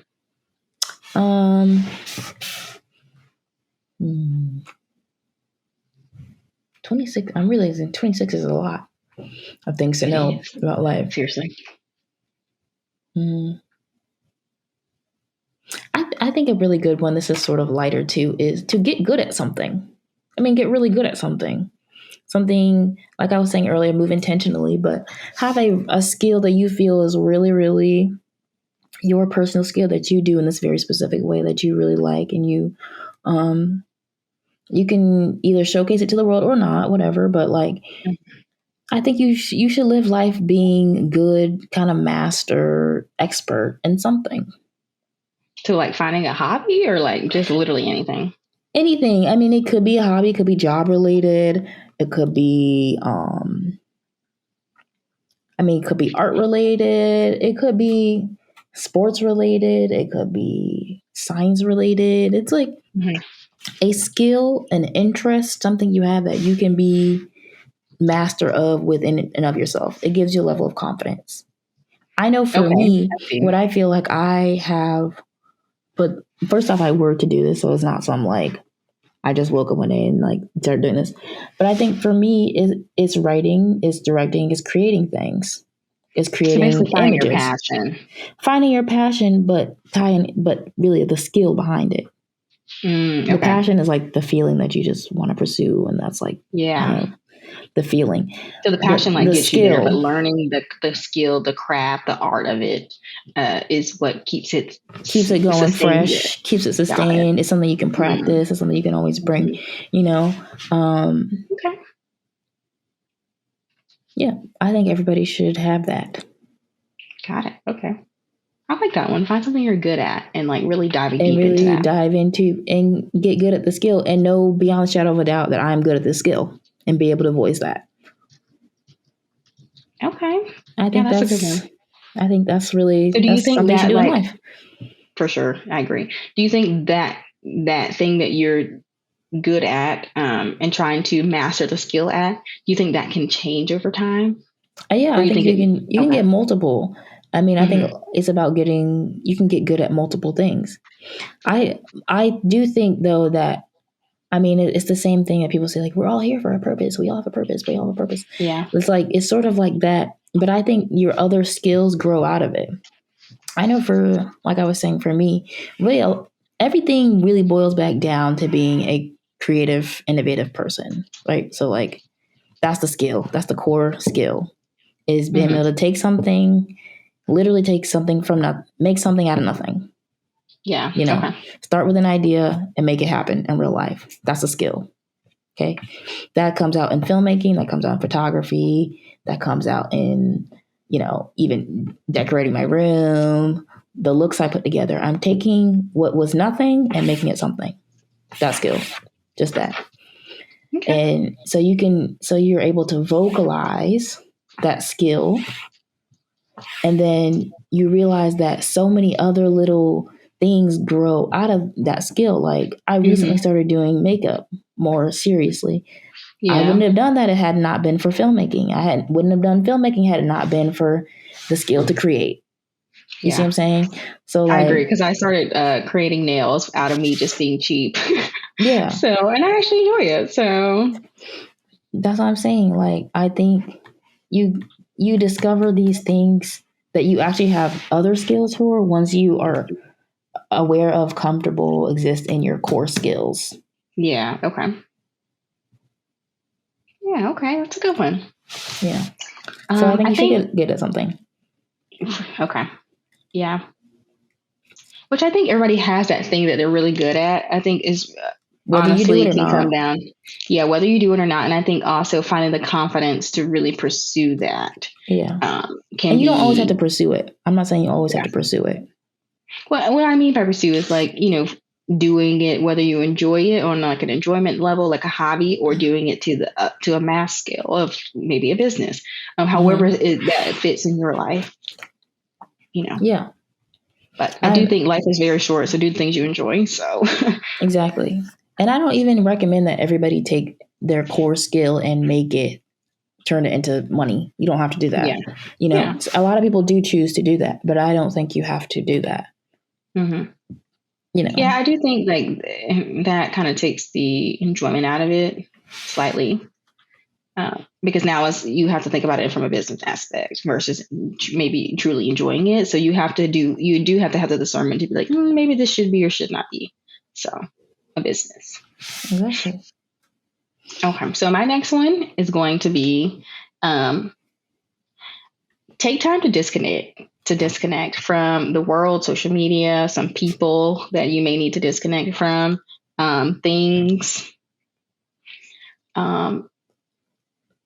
I find that there's a level of simplicity in life that is enjoyable. You have to figure out what that is for you, but it's enjoyable when you keep things simple. So you disconnecting from social media or giving yourself a break from social media allows you to not compare yourself to things that you see on social media. Whether you think you are comparing or you're not, you probably are, because you're constantly seeing this information of what they have, what you don't have, and X, Y, and Z, right? Same thing with like the like work, right? Sometimes you just have to take the time to disconnect from being something to someone else, which is, you performing your job, or being the employee to your employer. You are providing them a service. So maybe taking some time to disconnect from that. Disconnecting from, I don't know, maybe being a sister. That can be overwhelming for some people. Some people that is like a job. It's something that isn't really a positive relationship. So taking the time to disconnect from that, or whoever it may be. So just take the time to remove yourself, figure out what's working for you, what's not working for you, and then you can re-enter into that space, reconnect. I think also too, that reconnection point is bonding, because it gives you that time to kind of like miss them, long for it, have this enthusiasm kind of rebuild itself. So disconnect. I agree. I like that. Yeah, definitely just take time to disconnect. But I feel like what you're saying in disconnect is reconnect to myself. Yeah, so you're disconnecting from everything else around you so you can keep it simple with you for a second, Yeah. Keep it. Which also let sounds you be the like focus. Not being afraid to be alone. Yeah. I'm going to make that actually my next one. We can finish your conversation, but I want to make that my next one, is not being afraid to be alone. Yeah, go ahead and get in it. Get into it. Yeah, I don't want to cut yours off, but I think what Catelyn's saying lends perfectly into, there's so much of life that you can have such a fulfilling life and experience so many different things when you just get rid of the fear of I'm not with someone, or I don't have a group of friends to do this with, or I don't have this to do stuff with. Mhm. You know how many experiences I would not have had, seriously, if I did not just get up and go by myself. Yeah. I wouldn't even be living where I'm at right now if I didn't just do it myself. Seriously. I do think our experience is a little different. Like, being that we are twins, our life has been so rooted in a lot of times each other and doing things together all the time, that me and you actually enjoy, like truly enjoy being alone. Yeah. Versus a lot of other people, I don't know if it necessarily comes from like craving like friendship, or maybe just like abandonment issues or family issues, whatever. Which we have those too, but we really enjoy being by ourselves for whatever reason. Like genuinely So, enjoy it to the point like it scares people. I think people are genuinely confused as to like, nope, I'm going home. Mm-hmm. Like, yeah, you know? even my friends, like they'll come down or whatever, and like I am very adamant about like getting, like, for example, like my sleep, or like I really don't. I like to be home a lot of the times. I'm a very big homebody. Plus, I pay that rent, so we got to be home. But when they come down, they're always like, "Come on, let's do so and so and so and so and so," and I'm like, "I'm fine." And so they'll go hang out with maybe themselves, or like my significant other, or like, you know, like I'm okay with being by myself. And sometimes they're like, "Why are you always by yourself?" Because I enjoy it. I genuinely enjoy it. That moment of like silence, me not having to be completely consumed with what everybody wants to do. It's like a breath of fresh air for me to be alone. Truly. I think it's the closest we can get immediately to like that saying, the peace that passeth all understanding. Mm-hmm. Being alone and really being okay with yourself as an individual by yourself. Mm-hmm. I think that is really, that's the closest we can get kind of quickly to the peace that passes all understanding. True. You know? I agree. I think it's also hard too, as social beings. It's, you know, adds a level of complexity to it. But, you know, I've also entered this world with somebody, so I've never not had someone. Which our first time being alone was college. Yeah. So maybe that's why.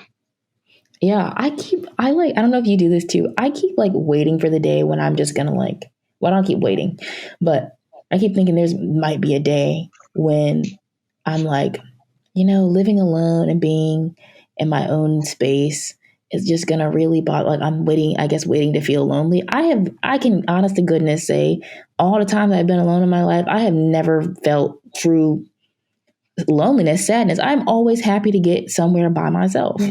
I was gonna say that. Like I may in that moment of like, oh, I wish I would have had so and so to so dudes with me. But then I'm like, well, it wasn't that bad by myself. Exactly. You know, like I mean, I think in maybe like in those moments, I'm like, oh well, I could have invited so and so and so. But I'm never like regretful in the sense of like, oh, I did that by myself. There's or never sadness. It's never. Yeah, it's never. Yeah, or it's never like I can't do it because someone else is not here.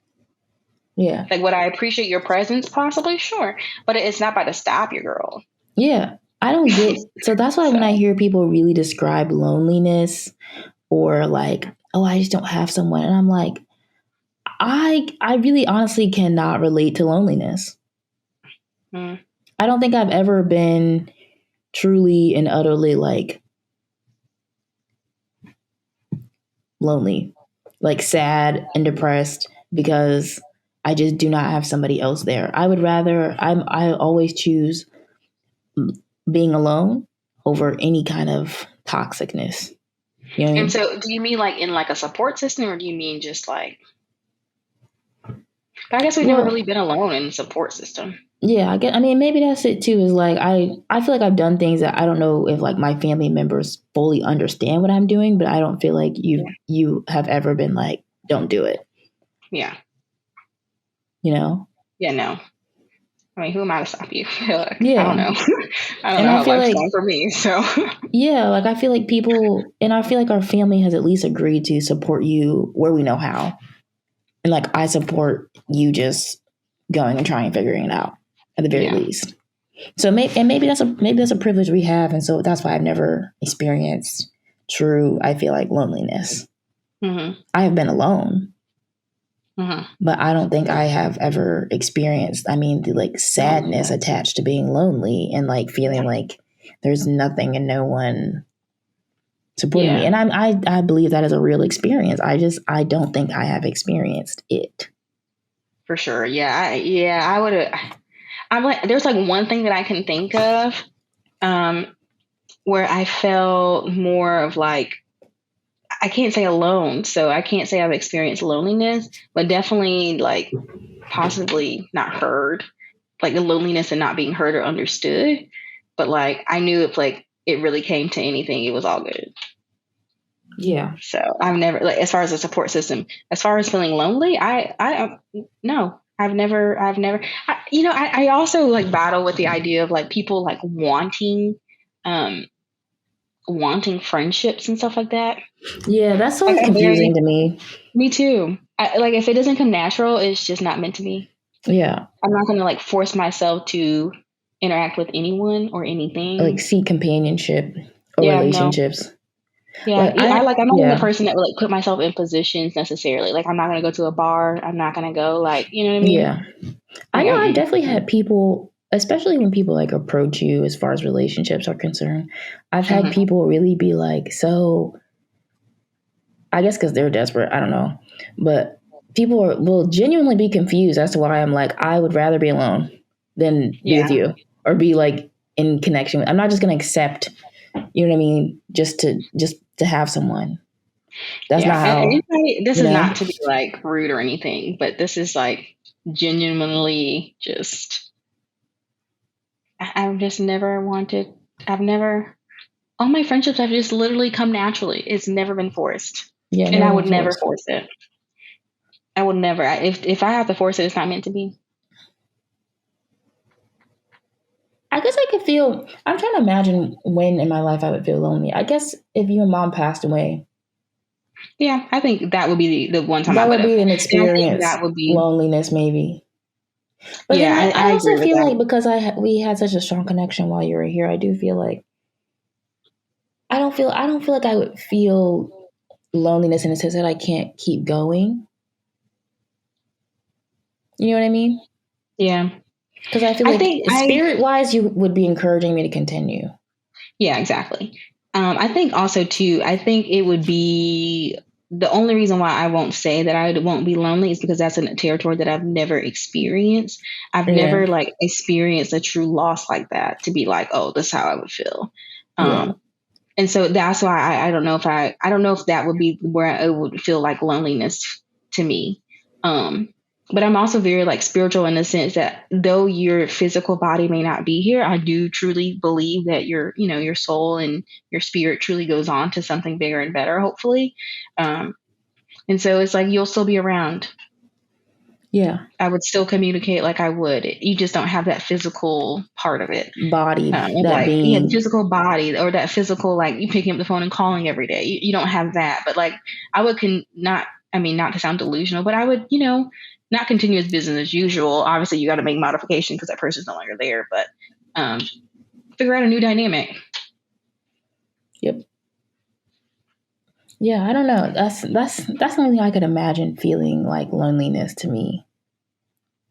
To be honest, I haven't experienced that level, and I'm praying I don't experience it for a very, very long time.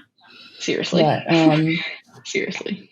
So, but I don't know. And I honestly, I have to say, I feel like I don't know if there's any other relationships that I've developed thus far in my life that I would feel like if I lost, I would feel lonely other than my mother, my sister.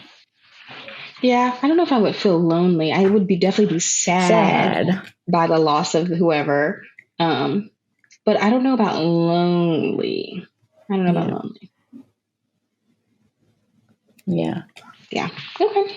But that's my advice. I think being comfortable in being alone and doing things alone, because if you're waiting for groups or you're waiting for a partner, or you're waiting for whatever to happen for you to do certain things, you'll be waiting for a long time. Yeah. I think also get up and do it alone. I think with that too is also sometimes you just can't share everything with everybody. You know what I mean? Yeah. Some people are not made to go on this certain path Oh, with that's a you. word. That's a And word. so be okay with being alone. It may just be your journey. It may just be your path by yourself, or For you to finding the take. right, or maybe somebody else that that is made for that journey too. Sure, but if it's for you alone, Then and you gotta me do it. personally, I Yeah. think there's signs that come when it's time for you to do it alone. Let it be. Just let it be. Let it be. Yeah. Yeah. I know Don't something. force it. I know, you know about my journey coming out here and everything. I think that was something I had to do alone.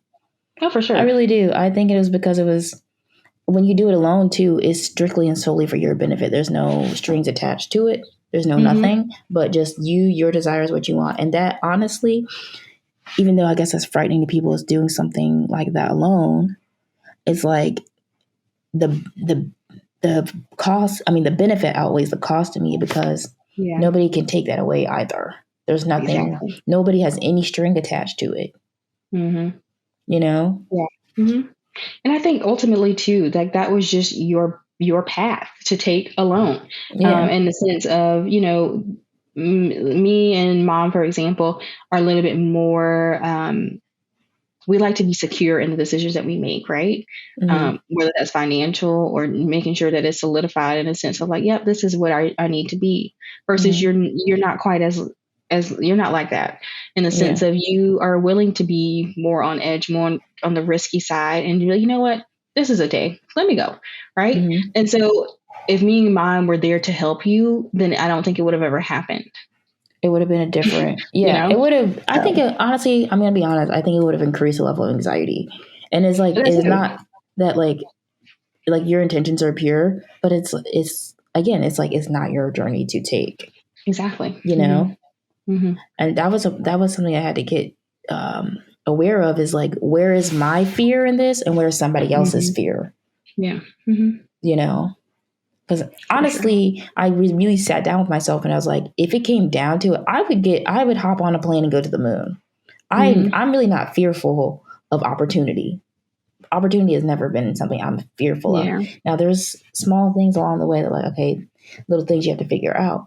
But I realized, like, I was being afraid of opportunity, and that's not, I was listening to what other people would be afraid of.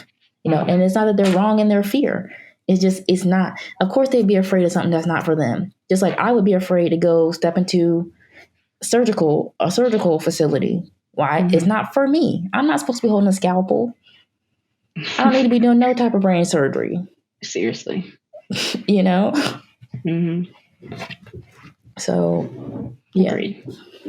And that's why fear sometimes is like, that's why other people's fears can rub off, is because it's like, is this them or is this me? And that was something I didn't know I had to differentiate, and you should. So yeah, no, 100%. But yeah, okay. What's your next one? Okay, my next one is, be aware that time is a man-made construct. And what I mean by that is that this, like, time schedule we have on our lives of what we should and should not be doing is a man-made construct. That is what man projects on us to want and to desire. But do things in your own time and fashion. Your life is not going to look like anybody else's life. So do what is true and meaningful to you, and whatever timeline that looks like. I like that. Yeah, that's a big one. Especially being in our age category. Again, we would hear all growing up, well, when I was 25, when I was 26, blah, blah. And it's like, those mile markers. That's your story. Yeah, congratulations. That's your story. Like, those mile markers do not have to be hit. Yeah. You know, and we're in a different time. So things are fluctuating. Things that really you could do at 25, not so easy to do in 2022. You know, those are things. So like, we don't have, when you get rid of time as a construct in your life, honestly, it opens up a lot of things for you. You know? So. Yeah, for sure. Absolutely. And I think it also allows you, it takes off this level of pressure that allows you to move at your own pace. that you would otherwise pretty much be able to do if you don't make time a reflection of what path you want in your life, or however that timeline looks for you. It has to fit your narrative of time, and not someone else's. Exactly. Agreed. Time is absolutely a construct. I mean, it helps us organize our lives. So it's not like time is bad, but I mean, like we were saying earlier, the social pressure on time is not. It's not fun. It's not fun. You don't have to meet it. And a lot of times people get into squirrely situations or toxic situations because they're trying to meet a marker, a deadline or something. When if you would have waited 2 years, maybe you would have found the love of your life. And you wouldn't have had any issues, but you're trying to get married at 23 so you could have a baby by 25. Like, you know what I mean? Like, you don't know what's up the road. No, we don't even know what tomorrow is going to bring. That sounds so cliche, but yeah, we don't know what tomorrow's going to bring. Seriously. You know, that's not to say don't take opportunities when they come up, but if you're doing it strictly based on the basis of time, oftentimes that's not a good thing, you know? So seriously. Yeah. I had something for my next one as we were talking, and it literally just went out of my brain. Uh-oh. Talking about time. What was I going to say? Dang. It was a good one, too.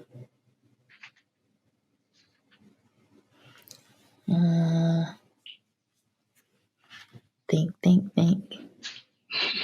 You want me to say one and then you can come back to yours? Sure, yeah. Okay, so another one I have is say no. Say no. That's good. Please say no. No. That's probably better than what I was thinking. Please say no. And here's the thing about a no. A no you can easily change into a yes. But it's hard. It's hard to change that yes into a no. Because now people have this expectation that you're going to do this. And then it puts all these other pressures on you. Disappointment and XYZ, versus if you just would have said no, they are all aware, and then you can possibly change that to a yes, right? Also, too, on the person who's saying no's benefit, you do not need to be doing things that you don't want to do or don't need to do. If it's not in line with you, your purpose, your vision, your whatever, don't do it. Please don't do it. We're not selling our souls to anyone these days. So say no. It's an empowering word once you are familiar with saying it. So please say no. Yep. Just say. Yeah. It's a beautiful word. Great. It's one of my favorites, honestly. Saying no and putting limitations on things that you do, things that you provide for people. Yeah. That's called a boundary. I think that can go hand in hand, set boundaries. Actually, that might be my next one, set boundaries. Okay. Because going along with no, I think that is, that's just like discernment. Discernment and boundaries is what's going to get you through life. Just hardcore, nitty gritty. Setting boundaries and saying no is going to get you through life. Seriously. And I think also, too, I personally have this belief that everyone is, until you make a boundary, people are constantly pushing boundaries to see how far they can get you to go, right? Especially when it's a new relationship. So if you set a boundary and say no, they know how far to push you. And there doesn't have to be this tug of war in this, maybe newly developing relationship, or this relationship that is kind of revolving. So just let it be known what your boundary is. Say no. And this goes back into communicating clearly. Yes, absolutely. Say no. And your no doesn't even always have to be just an outright no. You can, you don't have to explain yourself. It can very much just be a no. And whoever you're talking to should be able to respect that. But seriously, you can also say like, hey, this is not working for me. something like that. Or when you do this, this makes me feel like XYZ, therefore I will not be doing so and so with you anymore. Like, no can come in so many different ways, you know? Yeah. And it also can just be a NO, which is great. You know, so practice However, that. no looks for you, you're entitled to say that 10 bajillion times over. And I really, it's almost like a superpower saying no. You'd be surprised how many people don't say no. I think a lot of level of it is people pleasing. But I mean, people who expect you not to say no, that's a real kicker. People who say something to you, ask something of you, expecting you to say yes. Yeah. And they're probably used to that, but I will throw you a monkey wrench every time. Exactly. And sometimes no, I know in the past for me, sometimes no hasn't been direct verbal, has been body language or refusing to interact with somebody, which is a form of no. But it's a form of stating boundaries. I'm not saying that always works.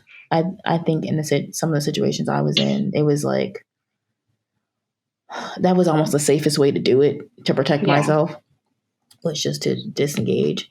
But yeah, I mean, that's a form of saying no too. It's like, I'm not going to engage with you.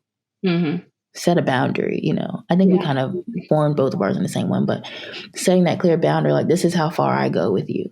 Which, to be honest, if we're really tapping into our sense of discernment and listening to ourselves and then reading other people's character, a lot of times you realize immediately when you come across somebody what your boundary is going to be with them or not. Oh yeah. There's certain people that I'm like, I've known you all of 10 minutes. I already know exactly how far I'm going to go with you or not go with you. You know what I mean?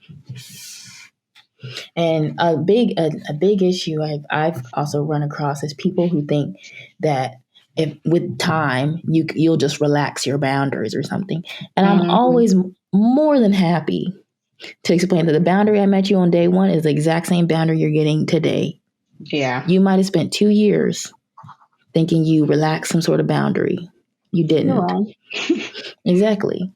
You have. But that's not to say that your boundaries cannot change. And but good relationships, let it change on your own time. Exactly. And the at thing your is, own wheel. Good relationships should never ask you to relax a boundary. Because what you want to relax a boundary for? If you want to engage and have a positive relationship, that's different than stepping across somebody's boundary. Why do you want to cross a bound?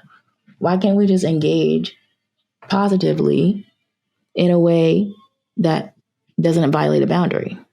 Do you know what I mean? Yeah. But yeah, I see people who attempt to push boundaries at all as sketchy. Because like I was saying, there are ways to have relationships with people where you don't even approach a boundary. Yeah. You know? I mean, I think so, but I think that's just very rare. I think if you are, respectful, I mean, me personally, I think there's a level of boundaries that people are going to push regardless. But it's how you go about pushing those boundaries. There's some blatantly just disrespectful ways to do it. And what I mean, like a boundary as in like, say I just met Courtney. I'm like, hey, nice to meet you. Is it okay for me to shake your hand? That's obviously consent as well. But now we're creating a boundary of like, you know what? This is okay to possibly touch her. But from going forward, let me continue to ask. If she's like, oh, you know what? You don't have to ask to give me a handshake or to, hug me or something like that. Now that boundary has been broken, right? And that's a respectful way of going about it. But if you just like going in for the hug every time and you're like doing it very like inappropriately, like if you're doing it very inappropriately, then it's like that's just a disrespectful way to even approach boundaries. And so obviously, when that person says no or is creating a boundary and you continue to disrespect, that's a whole nother issue.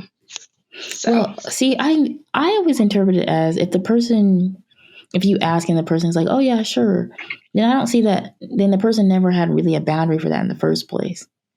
To me, the boundary would have been, well, yeah, because that's you would be like, don't be touching me. Yeah. But I feel like some people don't see touch as a boundary. Some people genuinely don't have a boundary when it comes to touch. That's weird to me, but they don't. Some people don't. But I think everything should be a boundary. That's how I operate. I Like think, everything is a yeah, boundary I until we agree. consent. Until we consent. I agree with that. Yeah. That to me is people who you don't have to, those are the best people because you don't have to, they're not the type to push a boundary in the first place. They're not just going to touch you because they're like, I see everything as a potential boundary. Yeah, true. You know? That's fair. Yeah, I mean, me personally, I see in operating with even like my significant other, I literally ask her before I like give her a hug. Is it okay for me to hug you right now? At all times of the day. And like we've been together, 3 years now? Almost 4. Well, next year will be 4. I continue to ask. She may not be feeling it today, and that's fine. Exactly. But that's defaulting on the side of like this person could have a boundary. True. That's probably because I have boundaries because I've been traumatized. Yeah. So whatever. I digress. But I think we're also just not very touchy people, to be honest. Yeah, at all. Like we're actually really not. But yeah. I actually really hate being touched. Yeah. I always feel like when I'm interacting with certain people, I can tell that they are used to people who are very lax about touching boundaries. So they'll just like touch people. But when they come to me, it's like they know I don't touch, you know? And so they'll be like, I can feel them like pull back and be like unsure if they should like go in for a hug or anything. And then usually I try to indicate and be like, yeah, we can hug, or like, or I'll open my arms for a hug, you know, to like let them know it's okay. If they're like not a skis ball, I don't just be hugging people, but like, but yeah, like friend groups and stuff, I can tell. Okay. But yeah, it's your turn again because I said 2 back to back. Okay. No, I said boundaries. Remember, I said boundaries. I added that as one. Yeah, but remember we skipped you, and then I said no, to say no, and then we skipped you with that one. Oh yeah, so you get 2. Yeah. So setting boundaries, and then one more. Okay. So setting boundaries. This was my one. I personally like this one, and feel free to disagree, but I think being kind for you. Meaning, I agree with that. When I show kindness to people, that's a way of living without regret for me. Is like the times people have taken advantage of kindness, and I've had people take advantage of kindness, actually. Several times, several different people take advantage of kindness, but I know where my heart was at with it. And that's why I don't feel bad about it. I know I did that because I was being kind to another person's soul. Now you cross the boundary and that's the end of it. You don't get access to my kindness anymore, but I don't walk away from that interaction feeling bad because I was kind for me. Meaning I'm right with Jesus. I guess that's what I'm saying. Yeah. Like I did that for myself, and it's not that you don't benefit, because yes, I did it for your benefit and mine, but like what I really feel good about is that I was kind. I agree with that. That's if you pervert the kindness, that's your relationship with Jesus and karma. Yeah, me, I agree. That's I know where it came from, a genuine place for me. I think that was a really good one, actually. I think it also too, I think it speaks for your character as a person. And I think once you're putting that positivity and kindness out into the world, you get that in return. So it's kind of like you pay it forward almost, you know, not that you're looking for anything to happen, but when you're putting that positivity out in the world with not expecting anything in return, you oftentimes get that too. So, yeah, absolutely. And, you know, the people, I can honestly say the people that I have been kind to and tried to be giving to, but got negativity in return, they're never in a better place in life. They really never are. And that's happened several times in my life. And like it's the old adage, it's like, it really is a hater thing, to be honest. Seriously. But again, I don't regret my kindness in that situation, you know. And that's what I walk away feeling good is. And at the end of the day, they know it too. It's like, this person was kind to me and I violated that kindness. So you got to wrestle with you on that. That's not my problem. Now your battle. Yeah, it's not. And that's, to me, that's the best way to walk away from a toxic situation is I did my due diligence. I know the kind of person I was. I know I was genuine. I don't have any lingering regrets, frustrations, whatever about it, because I did what was pure for me.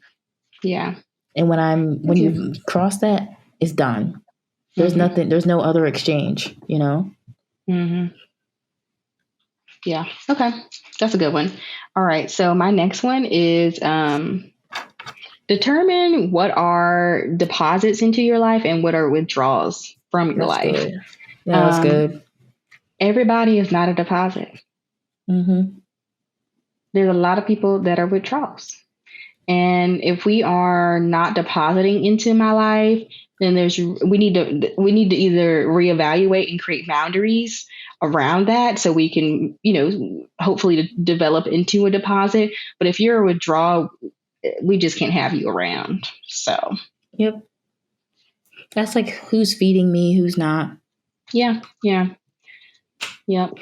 I always used to say, like, on my life journey, who can come with me, who can't. Mm-hmm. And that'll change as life goes on. But it's like, you're walking up this big hill. Some people at the bottom of the hill, it's easy to walk up to the bottom of the hill, but who's going to make it to the top? Exactly. I think about it as like a dead weight. If we are sinking, my deposit is going to help me get, to the surface of the water where we can live and float. You know what I mean? We're trying to brainstorm together so we can all live. But that withdrawal is holding onto your ankle, trying to pull you down. No, ma'am, and no, sir. You got to go. And it may not be a person. It may be things that are withdrawing from your life. Could be a job. Could be a situation. It could be a job. Yep. It could be a situation. It could be a person. It could be things. So determine what is truly feeding you. And feeding you to become a better person, not just feeding you because of gluttony, but absolutely, or greed. It needs to be beneficial. Absolutely. Okay, what's your next one? All right. How many more do I have? Because I was supposed to have 2, but I don't remember. Yeah, so you did 2 already. You did set boundaries and be kind for yourself. So now you have 2 more, and then I have 2 more. Okay.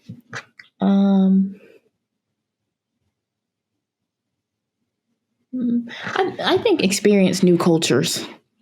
I think you should experience new cultures, new groups of people, new ways of life. I think you should as a person. I think when you're too caught into one perspective, one way of life, and you only see that way of life, I think that's sort of dangerous, to be perfectly honest. Yeah, I agree. I think it's really ignorant, especially with the amount of knowledge that we have at our fingertips. There's no excuse for why you are being that on that level of ignorance. Exactly. These days, in my personal opinion. If you genuinely don't know, that's different. But then, once someone tells you, hey, there's something to learn here, go learn and then make your stance from that.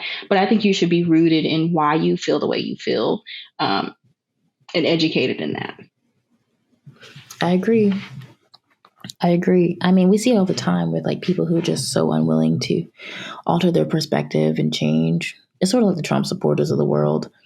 They're so like steeped in, I mean, they are. It's like when you come across somebody who is that steeped in that ideology, you know that they just have never experienced anything other than that experience. That's what they run off of, is my experience is the only experience anyone should have. And they're totally neglectful of anybody else's experiences in that space. Very true. And it seeps into how they think. It seeps into the things that they say. It seeps into the entitlement. It seeps into the boundary pushing, because for them, it's comfortable. For everybody else, it's like when I think about certain spaces I've been in, those spaces were only comfortable for a very specific person. One person is comfortable. Everybody else is uncomfortable in this space. And you want people to interact with you the way you want them to interact with you. We don't have the same experience. You know what I mean? Yeah. So I think it's important to expand. And that comes through educating yourself. That comes through traveling. That comes through empathy, altering your perspective, being in the uncomfortable. You know? Okay. So I agree. I think that's like important. And what's your next one? My next one is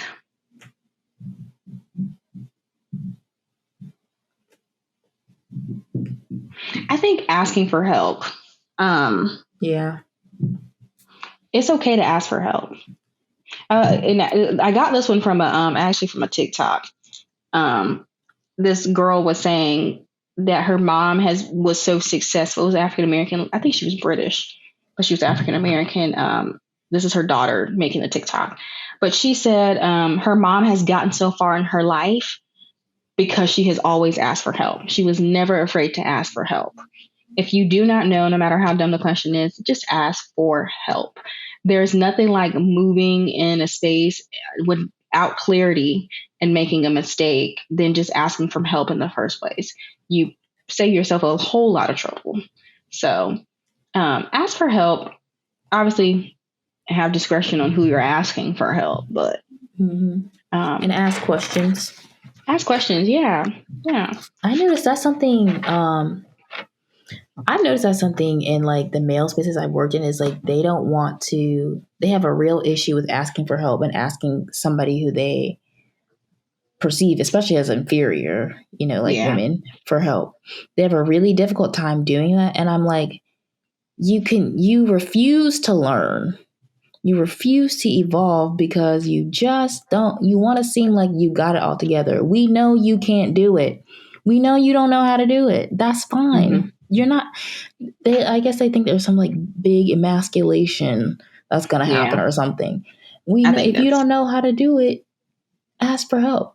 I see that too whenever I play volleyball too. It's like when I would play co-ed. I haven't been playing co-ed recently, and I don't know if I'll ever go back to it. But like every time I play with dudes who have not had the level of training and concentrated skills as a lot of the women players, because especially in the South, women's volleyball is bigger there, right? So we practice and train years and years and years and years, right? But a lot of men's volleyball you pick up just as an adult. So a lot of the core skills the girls have, like how to pass, how to set, how to do these things, in repetition. And it's like it's like pulling teeth. That's like, it's okay. You don't really know how to pass. That's fine. You know what I mean? But it's like, it cost us the game because you just won't say, I need help. Yeah. And that's always something that I've noticed, particularly with them. I'm not saying women don't do that too, but it's like on the grand scale, they want to feel like they have everything together. And it's like, you need help. It's fine to ask for help, Mm-hmm. So, yeah, I agree. I think asking for help is a big thing about life. You can't have it all together. There's nobody has anything all together. Yeah, and you don't know everything. So ask for help. And be comfortable in not knowing everything. Yeah. So. And I mean, that's not to say that the things that you are very knowledgeable that you should not share. But those things that you're not knowledgeable on, until you feel like you're in a place where you're comfortable in sharing knowledge, if someone asks you, it's okay to humble yourself and accept that information, that knowledge, so that you can, maybe offer it to somebody else one day. And it doesn't mean you're inferior because you just don't know. It means you haven't had an experience or something. Yeah, exactly. And that's okay. Like, you're not going to know everything. So it's normal. Exactly. It's very normal. And then, okay, this is my last thing, right?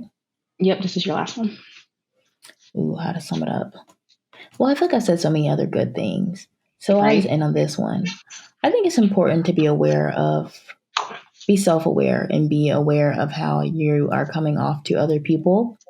That can save you a lot of headache. It can save people from having to have some difficult conversations with you. Mm-hmm. It can save a lot of time too, I think, when you just are very aware of how I'm coming off. I'm not saying that you should alter yourself to please people. Don't be a people pleaser. Yeah. But I think when you're aware of how I'm presenting is probably going to be perceived by this person this way. Mm-hmm. I think that's not always negative, because we know people who lack self-awareness, and those are always the people you usually have a problem with. People who aren't self-aware. Agreed. Yeah, no, self-awareness is, which I think self-awareness comes from being reflective on your life, right? And I do think you have to be mindful of your perception, or the other people's perception of what you are presenting yourself as, in the sense of we're all moving in this world simultaneously. So people are perceiving you. However that looks is, obviously up to them, but at some point you never know what comes out of whatever. So I wouldn't say walk on the eggshells, but also too, you don't have to be nasty. You can be kind. You can be a positive light in someone's day. You can make someone's day by simply just giving them a slight little compliment, which you then hopefully get that back in return. So be self-aware, be mindful. Yes. Yes. I think that's really right up there with boundaries, setting boundaries, saying no, and discernment, being self-aware. Those are really core values that are going to get you through life. Yeah, I agree. Okay. All right. So my last can I add one more small thing to that? Sure. Here we go. If it feels bad, looks like a duck, quacks like a duck, it's a duck. Okay. Yeah. Don't try to. This is my real ending one. Do not try to convince yourself, finesse, talk yourself, excuse away things that are bad for you. Even things that are good for you. Don't excuse that stuff away. Be directly clear in the moment. And what does this feel like? How is this beneficial? Is it not beneficial? How does this is this crossing a boundary? Is it not? Be 110% honest with yourself. A lot of people lie to themselves about things and excuse away things. And well, this wasn't really happening. Maybe this one. No. Looks like a duck, quacks like a duck. It's a duck. Which kind of goes into mine, actually. Mine was stay humble and speak your truth. So, like Courtney said, if it looks like a duck, quacks like a duck, it's a duck. So speak your truth in that, okay? Your eyes, your intuition is not deceiving you. Yes. You are deceiving you because you're talking yourself into something that you should not have talked yourself into in the first place. So, speak your truth in a sense of call it what it is. If it's not for you, it's just not for you. Exactly. So there's really it shouldn't be any shame, regret, guilt, or anything like that. If it's not for you, it's just not for you. I think it can get complicated because there's an element of desire and want, and like we'll speak about this in terms of relationships. You're like, well, this person is setting all kinds of red flags, but I want this person, or I do like this person. I see the good in them. I mean, and I agree that's part of it, but I think the other part of it is we're just not calling it straight the facts what this is. Even if you have to write it down on paper to make it very plain, you gotta still, it's not gonna stop being a duck. It's like people are really trying to make a duck a goose. Like a goose. And it's like, yes, you want this person might sometimes show goose-like tendencies, but it's still a duck. You see what I mean? Like, it's just, I think, you got to get very simple with it. Like, it's a duck. It's going to do duck things. Yeah. It's going to quack, Yeah. Don't lie to yourself. Just don't. It's not worth it. And I think too, like, which me personally, I think when you have time to tune into your discernment, your intuition, you would get the feeling that this is not the right fit. So if you were honest with yourself, you would likely, kind of submit to that intuition, that discernment, and really tune into what that's trying to tell you or warn you about, and maybe move forward. However, when you talk yourself into things, that's when it's questionable. Exactly. So, yeah. I know one time I wasn't lying to myself, but I was like, I just would call something weird. I'd be like, that's just weird. Why did that happen? Why did this person do that? That's just weird. And then I really reflected. I did what you said and really sat like alone and was like, it wasn't just weird. This person's a duck. This person is exactly, this person pretended to be a goose, but is in fact a duck. And and that's what was weird about it. Your body, your intuition, everything was telling you this person is not a goose. Yeah. Right. And we're using bird metaphors. Oh my gosh. But yeah, I was trying to like in my head, because the person had performed being a goose so long that I was like, well, they might be. I tried to, when they showed me clearly that they're a duck, or started to show signs of being a duck, I still wanted to pretend they were the goose in some ways, by just excusing their behavior. But I sat with myself one day and I was like, that's a duck. Yeah. If they're pretending to be a goose, they're just a really manipulative duck. Yeah. And there's no way around that. And whatever their motivations were for manipulating or whatever is not your concern. You cut it. Very true. Mm-hmm. You don't owe them anything anymore. And you don't owe them even an explanation in your own head about their behavior.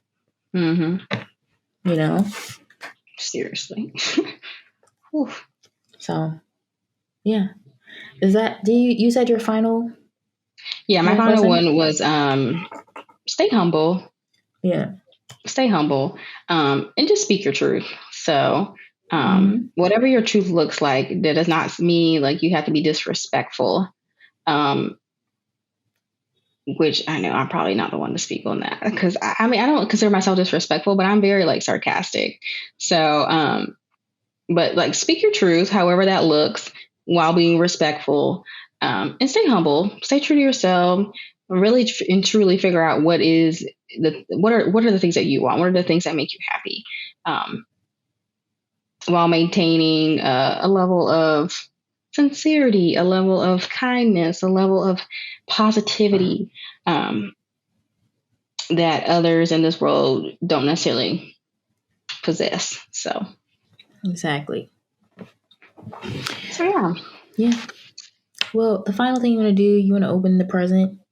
Did I say? Oh yeah, so we got presents. Okay, yeah. So I'm going to open Courtney's present and I'll tell you guys what I got. Courtney, I guess you can share really quick what you got to, or what you're going to get. Well, okay. So Catelyn sent me $60. Yay. And what I'm going to get, I have not yet gotten. I'm probably going to get a hair straightener. Sounds so like 13-year-old to me. Seriously, like, man, you don't got one of them. You was 26. Well, I do have one, but I want like a better one so I can actually straighten like my entire head. I mean, I could use the one I have now, but it just, I don't know. I feel like the sheen doesn't last as long as I would like it to. So I'm going to try to get one of those ones that's an actual brush as well. But, I'm going to spend a little bit more on it. So I feel that. You gotta. I'm literally that person. You gotta have quality stuff over quantity, because if it ain't quality, it ain't right. Yeah, that's something I'm learning. I'm learning now too, and it kind of sucks because like income levels. But you gotta seriously. But you really do get what you pay for, and honestly, you just gotta at a certain point in life, you be like, I'm not gonna be doing $50 motels no more. I'm not doing seriously. But I think if you just like spend more money in the beginning, then it like saves you in the end. So it's it does, yeah. A lot of times it does. Now you can find cheaper dupes for things that work just as well, and those are always good and nice to find. But investing on a front end is usually never a bad idea. Seriously. Usually. Agreed. Okay, so Courtney got me a mulled cider candle. Smell it. We need a live reaction. Yes, it smells cute. Very fruity. Isn't it fall? It's like the perfect fall. Very fall. Yeah. And even the color. It's very intense. That's the most intense candle I found from. Really? Yeah, from Walmart. I mean, Walmart candles usually aren't like the absolute best, but mulled cider is one of the ones that really does. I can see that. Hold but it's really like fruity, which I feel like that, and cinnamon, which I feel like those flavors are pretty strong anyway. So yeah, that's a really good fall candle. Yeah, I like it. It's actually really, which I normally don't like anything that's like fruity, but it's like it's very it's like understated a little bit. It's yeah. a lot of cinnamon, but it's not too spicy either. So it's really nice. Mhm. I think it's gonna burn really nice. Yeah. I It'll also smell up got your whole a milk. house. Oh, really? Yeah. See, that's what I Yeah. like. I Yeah. got a Start mug, burning and and it let me know. says "Fall Sweet Fall" is cute. Is given fall for sure. Is like a mustard color. Hmm. Mm-hmm. And then I got a bunch of tea. This is what I asked for. Honestly, I wanted tea, so I got an Earl Grey lavender tea, a CaCo organic baked cinnamon apple. Sounds good. I'll try that one tonight. And then I got an Indian chai black tea. Ooh, Yeah, I you never said had this one before. surprise me on the teas, so I was like, Yeah, I'm just gonna get those flavors. I went to yeah, Whole they're good. Foods and then I went to the vitamin shop Hmm. because I was gonna get the brands that you wanted. The Earl Grey is a brand that you wanted, but they didn't have Yeah, too many flavors in that, so I was like, I gotta go to Whole Foods. yeah, yeah. It's a really hard tea to find because I can't find it anywhere. Do they have it at Whole Foods? No, I had to go to the vitamin shop. Oh, to get the Revolution? Yeah, and they still didn't have it. They only Dang. had Earl Okay. Grey. That's why I got Earl Grey. Huh. Okay. Well, Yep. interesting. Well, good to know because I have to go see if I have a vitamin shop to see if they have it. Interesting. Yeah. Okay, well, yeah, And I no, thank don't. you for the gifts. I'm a grandma. Let's be honest. I love me some socks, some mugs, and some tea. Okay, Oh, I should put some Candy. socks in there. That's okay. I don't need any more socks. I really don't, but I'll take them. Yes. I started to get a blanket too, but I was like, this shipping fee is gonna be a lot. Right? I'm about to say, ma'am. That's why I was like, let me just give you some money because by the time I ship all this stuff to you, once it comes to my house, it was gonna be like $100. So Seriously. But yeah, I thought that was good because I counted up the total. I think she had like 60 bags of tea. oh really? 16, Yeah, I mean 20, 60, around 16. 60-ish. So 20, there's 40, and then this one has 16, so it's 56. Yeah. 56. Okay. Yeah, so that's like that'll last you a pretty good That's amount of good. No, time. this will last me a while, which I already have like tea here too. So I always like rotate. So Yeah. I'm Let me know how the excited. cinnamon apple tastes because that was a little razzle dazzle I threw in there. Okay, I'm about to try it right now. Actually, it's an herbal tea too. Ooh, I love me an herbal tea. They had other Tazo flavors, but I was like, none of these are screaming fall to me. Yeah, So CaCo's a pretty big brand. That's what Starbucks use. yeah.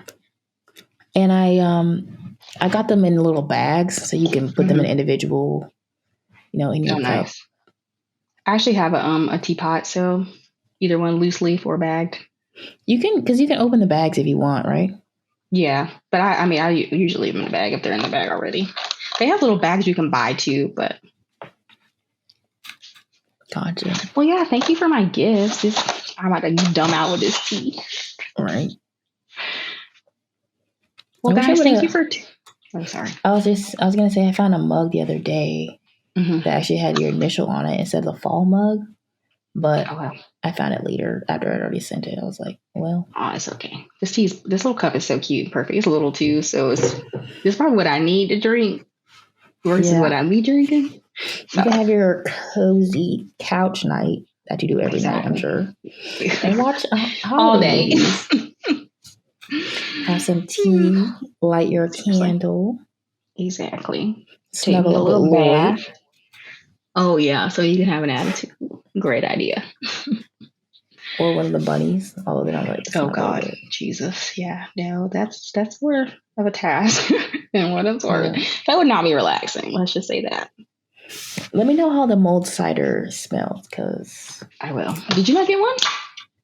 yeah, I had another one. I haven't been back up there to get one because there's only like 2 Walmarts like in In a this good area. area, got it. Yeah, and so but it's like 30 minutes away, so I Not for don't a always Walmart go up child. there.